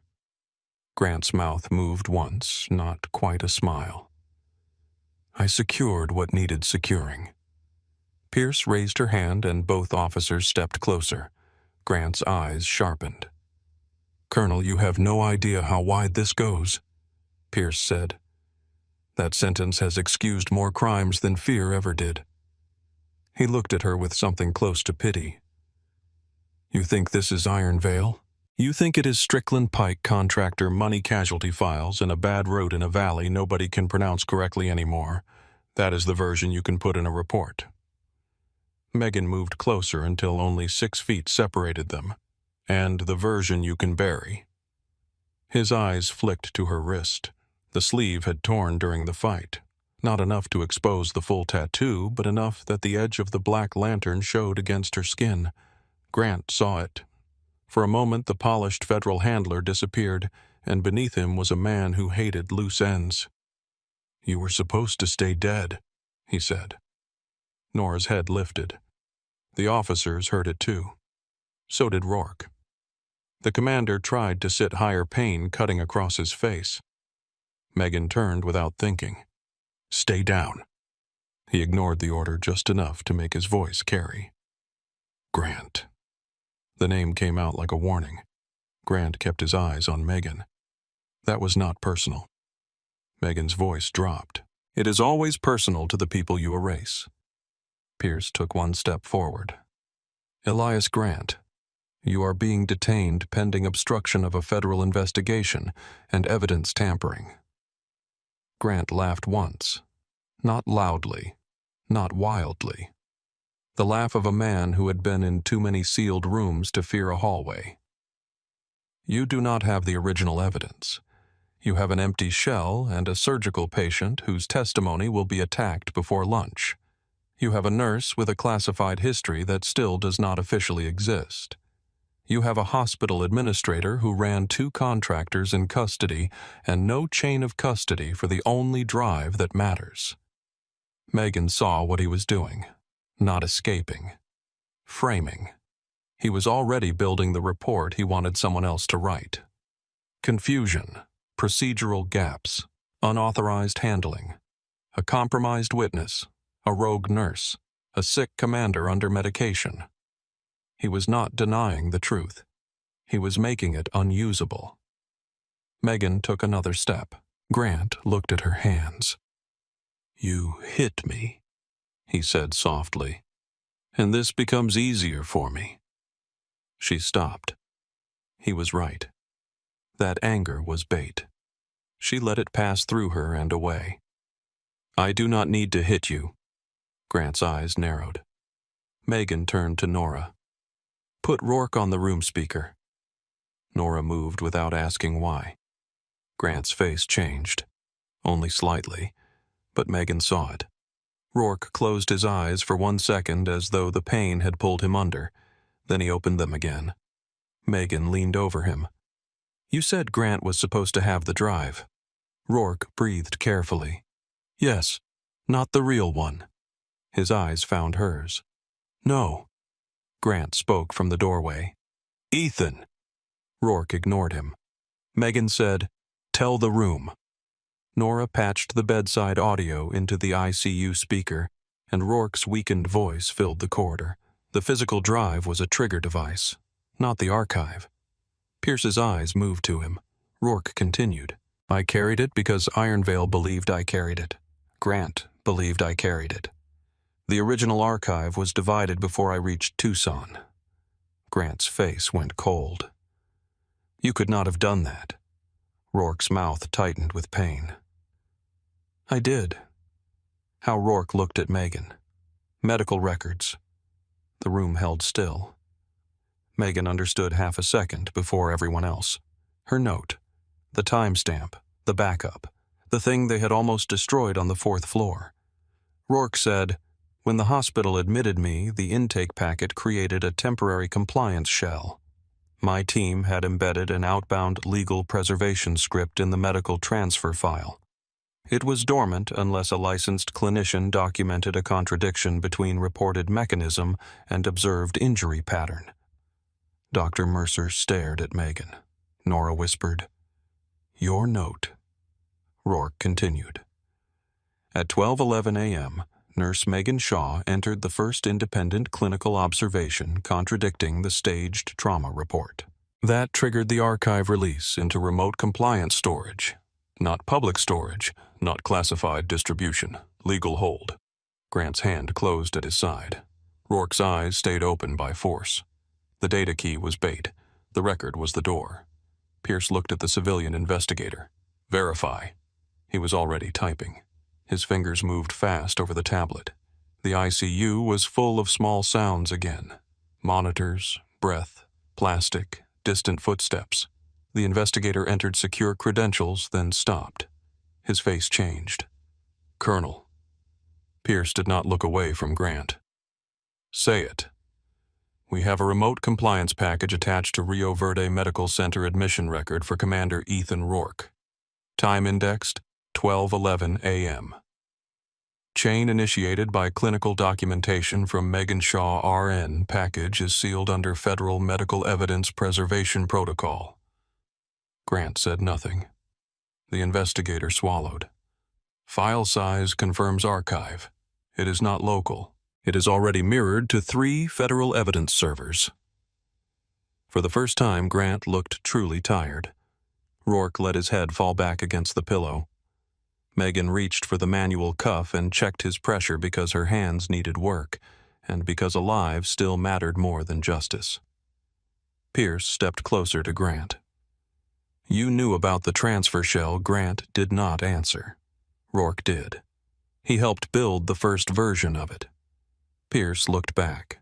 Rourke's voice was quieter now, but the room leaned in to catch it.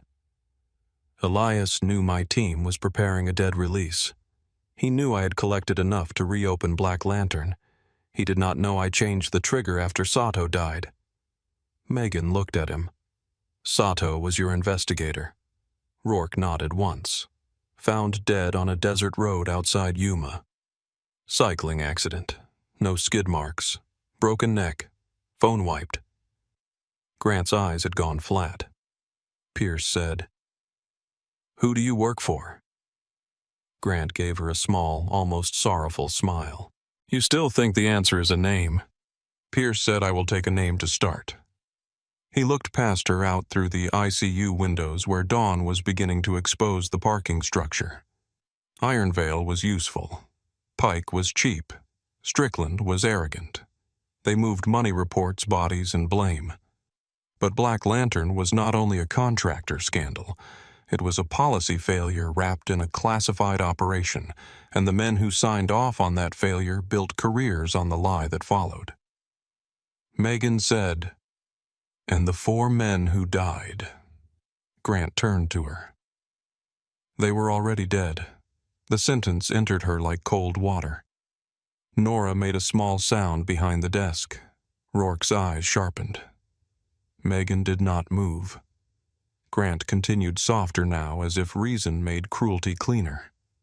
By the time anyone understood how bad the compromise was, the team was gone. The story became the asset. Casualty reports, enemy contact, hero language. Families received flags. Commands received closure. Congress received a sanitized briefing. No one wanted a living medic walking out of a mission that officially succeeded in all the ways that mattered on paper. Megan heard the ceiling fan in the safe house again, the clicking blade, the officer's gentle voice. Your survival complicates the record. She looked at Grant. You knew I was alive. Grant's expression did not change. Yes, Rourke said. You son of a gun. Grant looked at him. I kept her alive. Megan's hand stopped on the blood pressure cuff. No. Grant's voice hardened. If I had reported her location to the wrong channel, she would have disappeared for real. I let the paper death stand because it was the only reason she was not hunted properly. Megan stepped toward him. You do not get to call that mercy. I call it outcome management. You left 4 families with lies. I left them with sons and husbands who died as heroes. They were heroes before you touched the paperwork. That landed. Even Grant felt it. His eyes moved away first. Pierce said, Cuff him. The officers closed in. Grant did not resist.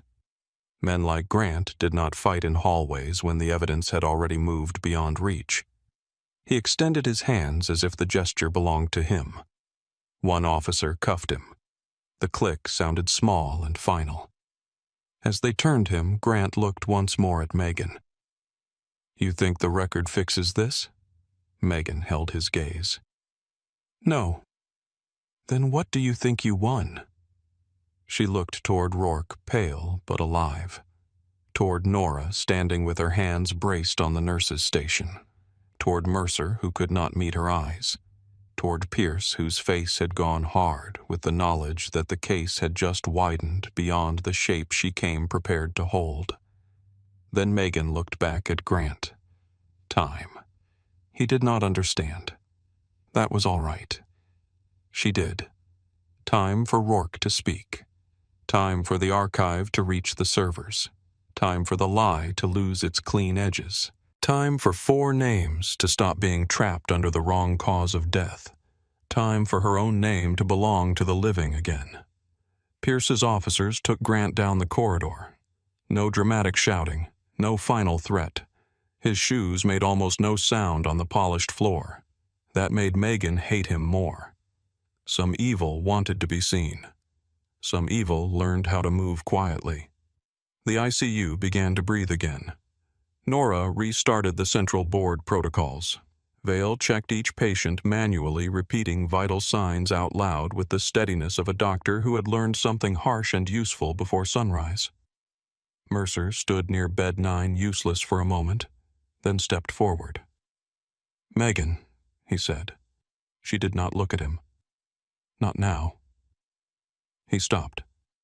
That was the best thing he had done all night. Pierce walked to Rourke's bedside. "Commander." "Can you continue?" Megan answered before he did. "No." Rourke opened one eye. "Megan." "No. Your pressure is down. Your color is wrong. Your pain response is up. Whatever you want to say next, you say it after blood work and a surgical check." Pierce looked between them. Rourke sighed through his nose. "She is difficult." Megan adjusted his line. "He means correct." Pierce almost smiled. Then her phone rang. She answered, listened, and the expression left her face. "Say again." The ICU seemed to wait with her. Pierce turned away slightly, but Megan could still hear fragments. "Ambulance bay, private service exit, male in uniform, forged hospital credentials." Pierce ended the call. They found Strickland. Rourke's eyes opened fully. Megan felt the name pass through the room like a pressure change. Where he asked. Lower-level service ambulance entrance. He was attempting to leave in a private medical transport with falsified patient transfer paperwork. Rourke tried to sit. Megan put one hand on his shoulder. "No, I need to identify him. You can identify him from a screen." Pierce said, "We can bring a secure video feed." Rourke looked angry enough to live another decade out of spite. "Do it." 5 minutes later, Pierce's investigator brought a tablet into bed 9. The screen showed a white-walled ambulance bay 2 floors below. 2 officers stood beside a man in a tan service uniform jacket with the insignia removed. His hands were cuffed in front of him. His face was older than Megan remembered, heavier at the jaw, but the eyes were the same. Major Daniel Strickland, the man from the briefing room. The man who had tapped the safe corridor with 2 fingers. Megan stood at Rourke's left side. She folded her arms, but her fingers found the torn edge of her sleeve. On the screen, Strickland looked annoyed, not afraid. Annoyed as if detention were a schedule inconvenience. Pierce moved into the video frame downstairs. Her voice came through the tablet speaker. "Major Daniel Strickland. You are being detained in connection with obstruction of a federal investigation, conspiracy, falsification of military records, and suspected involvement in the operational compromise of Operation Black Lantern." Strickland looked at the camera mounted near Pierce's shoulder. "Naomi, you are making a mistake," Pierce said. "You do not use my first name on a record." A flicker of irritation crossed his face. Rourke leaned closer to the tablet. "Hello, Daniel." Strickland's face changed. There it was. Not guilt. Recognition of consequence. "Ethan, he said. Rourke's voice stayed calm. "You look better than the last time I heard your name." Strickland's jaw tightened. "You have no context for what happened in that valley." Megan felt the floor tilt beneath old memory. The valley, the radio, the heat. Lucas pressing a hand to his own side and telling her to save Ben first. "Rourke said I have the comms log." Strickland looked toward Pierce, then back at the camera. "You have fragments. You have data without command context. You have no idea what that route protected." Megan stepped closer to the tablet. Strickland's eyes moved to her. For a moment he did not know her. Then his face emptied. The way Pikes had. The way Grant's had. The look of a man watching a buried thing step out of the dirt. Megan pulled her sleeve up. The tattoo showed in full now. Black lantern, broken serpent, 4 stars. Strickland stared.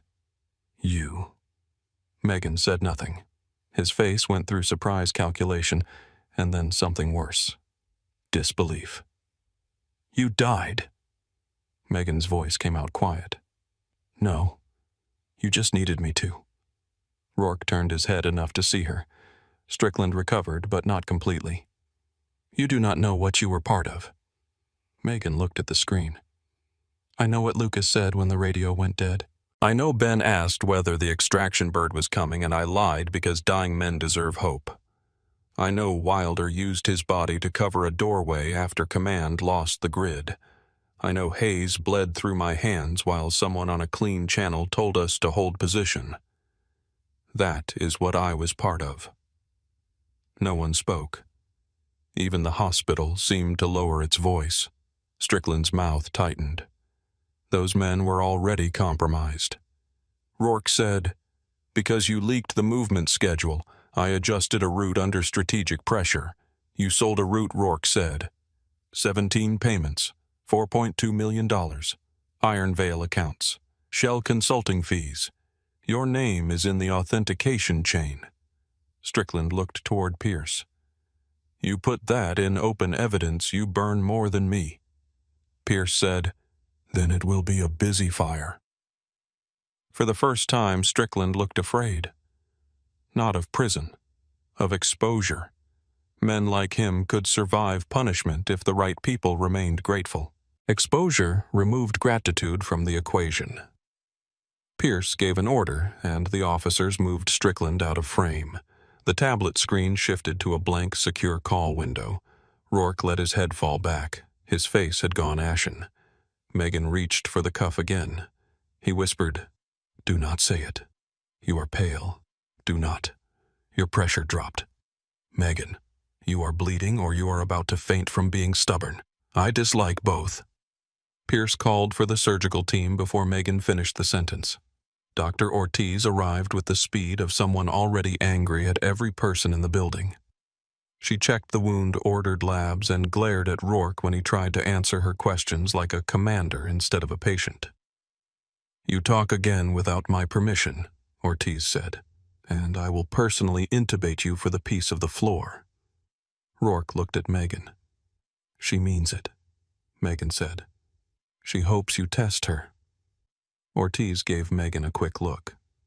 "I like this nurse. Most people get there eventually," Rourke muttered. Ortiz did not smile, but her eyes did. The next hour turned from crisis into procedure. That did not make it peaceful. Federal officers moved through Rio Verde Medical Center with quiet force. Service corridors were cleared, badge access logs were copied. Pike's office was sealed. The parking structure was swept. The 2 black SUVs still present were impounded. The remaining vehicles had vanished into dawn, but their plates had not. Cameras had caught enough. Not everything, but enough. Hospitals usually woke slowly. Rio Verde woke under federal lockdown. By 7 a.m., day shift arrived into rumors so thick they seemed to hang in the lobby air. Nurses whispered beside elevators. A respiratory therapist stood frozen with coffee in one hand, watching 2 uniformed officers carry boxes out of administration. A surgeon in street clothes tried to enter through the south doors and was turned around by a federal agent with no interest in his title.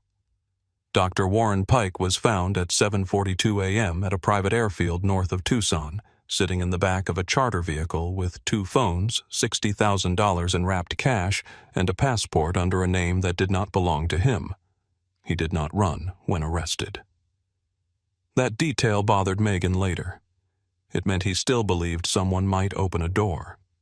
People like Pike did not flee unless they had been promised a place to land. By then, Rourke was sedated under protest, which meant Megan considered the morning an improvement. She stood at the central station with her hands around a cup of coffee she had not tasted. Her left shoulder throbbed. Her ribs ached. Her scrub collar was torn. The edge of her tattoo remained visible because she had stopped pulling the sleeve down. Nora came to stand beside her. For a while, neither of them spoke. The ICU had returned to its old sounds.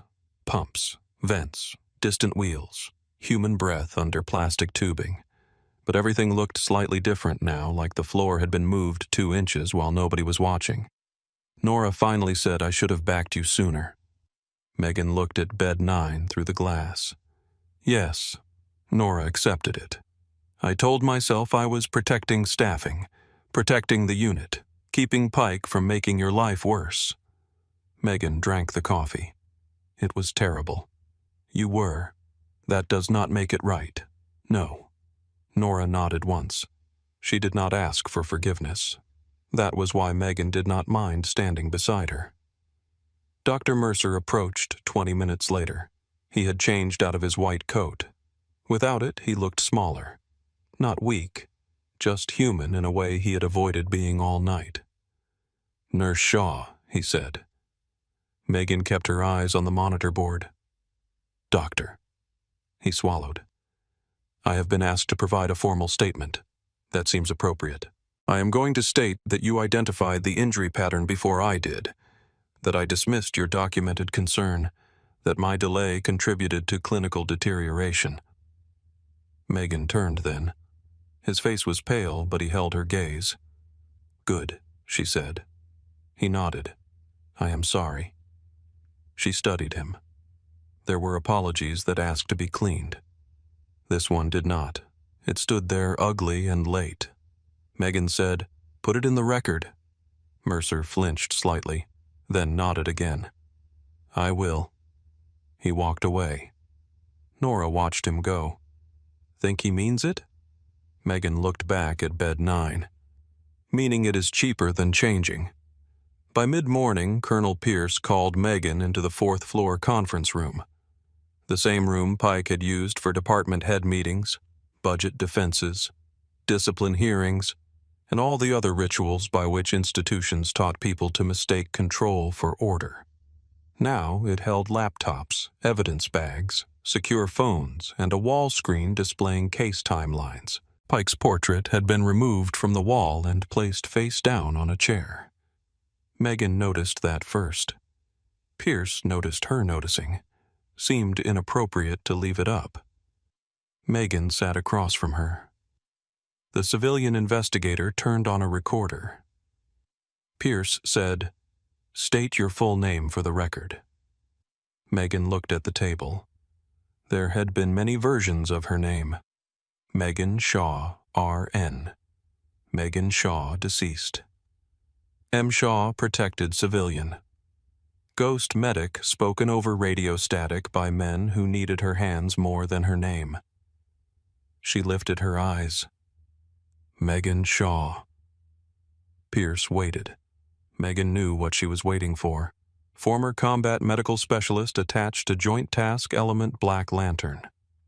The room stayed quiet. Pierce asked, "Were you present during Operation Black Lantern?" "Yes." "Were you listed as killed in action following that operation?" "Yes." "Were you killed in action?"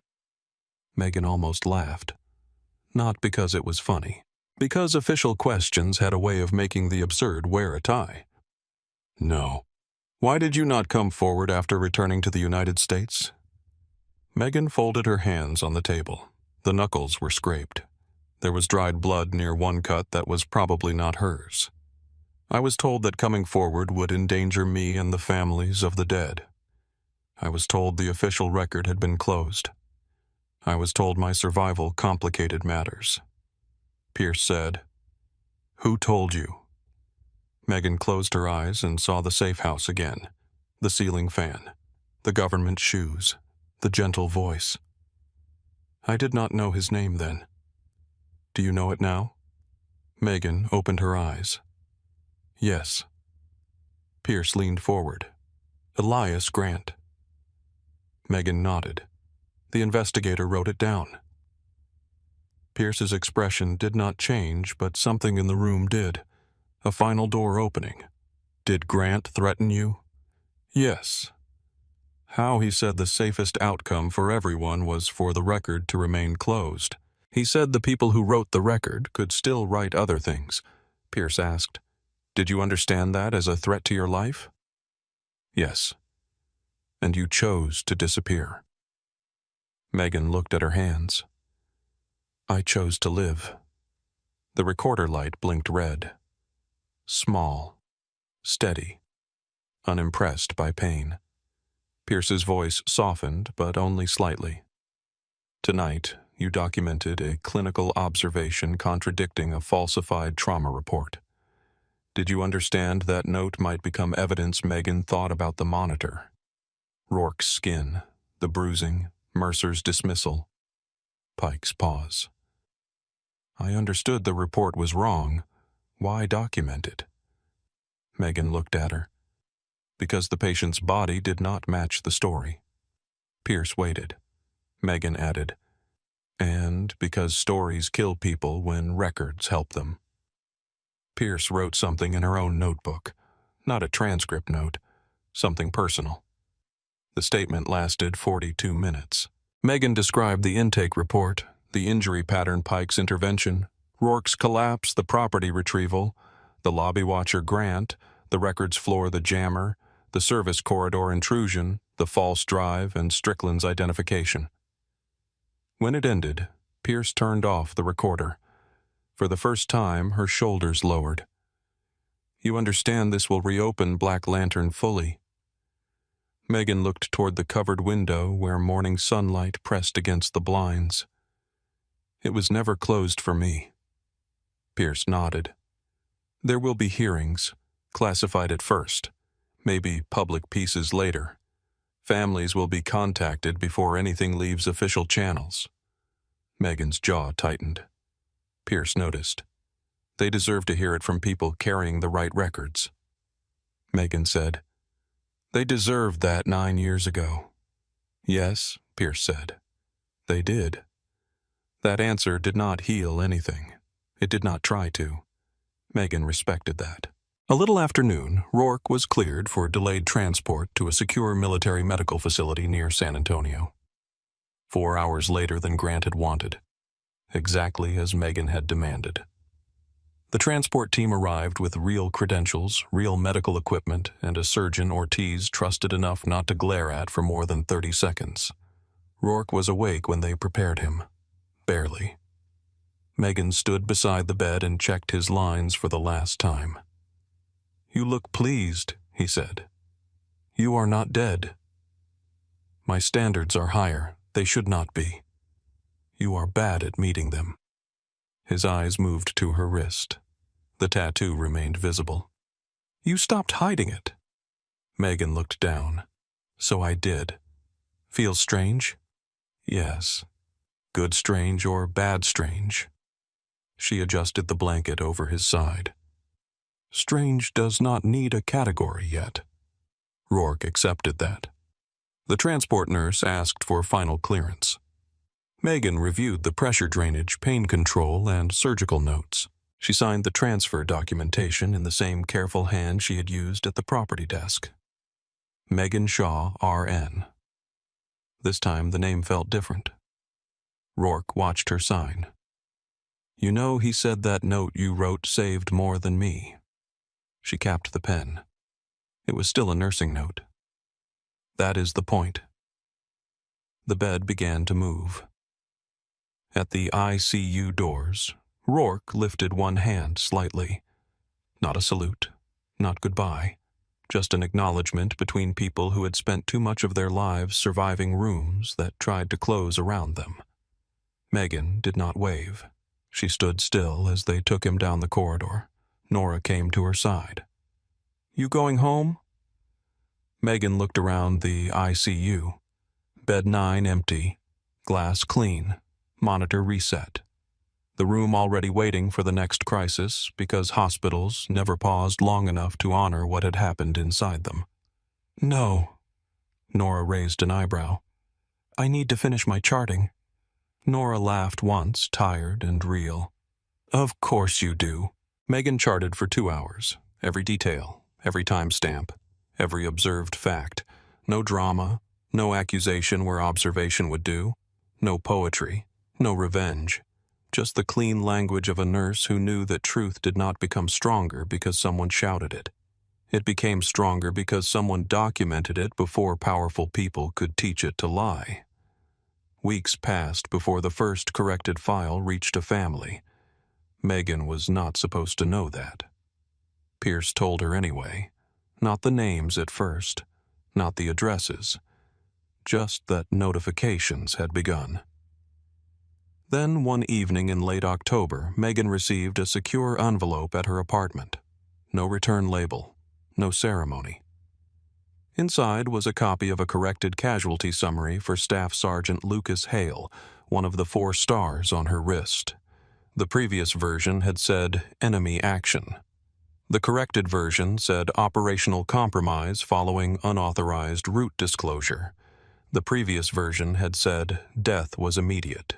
The corrected version stated that medical aid had been rendered under hostile conditions by surviving attached medic Megan Shaw. Megan sat at her kitchen table until the light outside went dark. She read the sentence again and again, not because it gave him back, because it gave back the last thing she had been allowed to do for him. She had not saved Lucas, but she had stayed with him, and now the record knew. 3 more summaries came over the next month. Ben, Wilder, Hayes.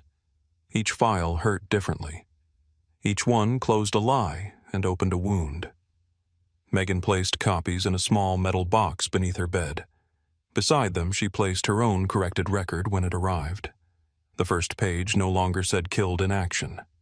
It said survived. Witness. Medical officer of record.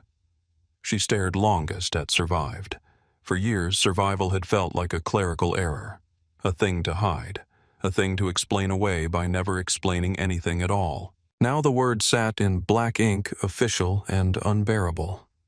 In December, Megan flew to San Antonio to see Rourke. The military medical facility was cleaner than Rio Verde, quieter and better funded in ways that made her irrationally angry on behalf of every nurse who had ever begged for functioning pumps. Rourke was sitting upright when she entered his room. Thinner, still pale, alive in a way that looked hard-earned and slightly offensive to him. He smiled when he saw her. "Ghost medic." She stopped at the doorway. "Try again." His smile widened. "Nurse Shaw." "Better." He pointed to the chair. "You look terrible. I worked last night. You still at Rio Verde for now." "Why?" She sat. "Because people keep getting sick there." He nodded as if that were a complete answer. A folder sat on the table beside his bed. Official seal, Pierce's office. Megan looked at it. Rourke said, "She asked me to give it to you. That is manipulative." "Yes." "You agreed immediately." Megan opened the folder. Inside was an offer.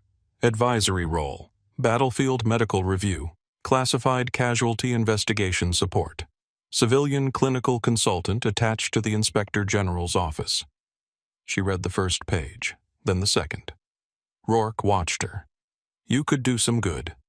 "I already do good." "Yes," he said, "but now they might listen before the monitor screams."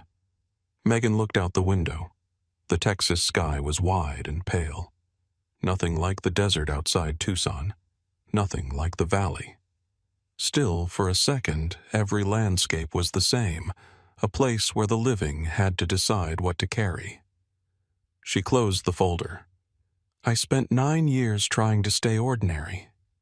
How did that go? She looked at him. He was smiling, but gently now. Megan placed the folder on her lap. I do not know how to be that person anymore. The one who hides. The one who does not. Rourke leaned back carefully. You do not have to become loud. Megan looked at the tattoo on her wrist. No. You just have to stop disappearing. She said nothing for a long time. Then she pulled her sleeve up fully, though there was no one else in the room to see. The black lantern looked darker under the hospital light. I can do that, she said. Months later, Rio Verde Medical Center changed its escalation policy. Not publicly, because hospitals preferred quiet correction to public shame. But the policy changed. A licensed nurse could initiate a formal clinical contradiction review if observed findings did not match the documented mechanism of injury. Such documentation could not be removed from the record without review by an independent clinical officer. Administrative reassignment after such a note required written justification. Nora Bell printed the new policy and taped a copy near the ICU station. Under it, in her own handwriting, she wrote one sentence. Listen before the monitor screams. Doctor. Mercer signed every training attendance sheet. He sat in the front row during the first session and did not speak over a single nurse. Whether that was change or discipline, Megan did not know. She decided the distinction could prove itself over time. Pike awaited trial. Strickland did too. Grant disappeared into a deeper proceeding, the kind that generated fewer headlines and more sealed doors. Pierce told Megan enough to know he had not escaped the record. Not fully. Maybe not yet enough. But the archive had names, and names had a way of surviving once copied into the right places. Iron Veil systems began to collapse under audit subpoenas and men in suits who suddenly forgot who had invited them to which rooms. The families received amended records. Some accepted calls. Some sent letters. One mother sent Megan a photograph of Lucas as a boy holding a fish half as big as his arm. On the back, she had written, "Thank you for staying with him." Megan kept that photograph in the metal box, too. One night near the end of winter, a new nurse on the ICU floor noticed the tiny black lantern sticker under the frame of Bed 9's monitor. She asked Nora, "What is that for?" Nora looked at the sticker for a long moment. Megan was not there. She had taken the advisory role 3 weeks earlier, though she still came back to Rio Verde once a month for training sessions that made administrators nervous and nurses sit up straighter. Nora said, "That is for a nurse who saw what everyone else had been taught to ignore." The new nurse frowned. What happened? Nora picked up a chart and smiled faintly. The patient lived. Outside Tucson, the desert cooled under a violet sky. In Washington, sealed files reopened under controlled lights. In 4 homes across the country, families held corrected papers that hurt and healed in unequal measure. And in a records facility outside Arlington, Megan Shaw walked down a narrow aisle between gray archive boxes, her sleeve rolled to the elbow, the tattoo visible under bright institutional light. Colonel Pierce waited beside a table stacked with files. Black Lantern sat stamped across the top folder. For 9 years the name had been a grave. Now it was evidence. Megan placed her hand on the box, not gently, not angrily, like a medic checking for a pulse. Pierce asked, "Ready?" Megan thought of Rourke in the ICU, Nora at the monitor board, Tyler cutting the property seal, Lucas, Ben Wilder Hayes, the Valley, the lie. The note at 12:11 a.m. that had opened a door no one knew was there. Then she lifted the first file. "Yes," she said, and the record began to change.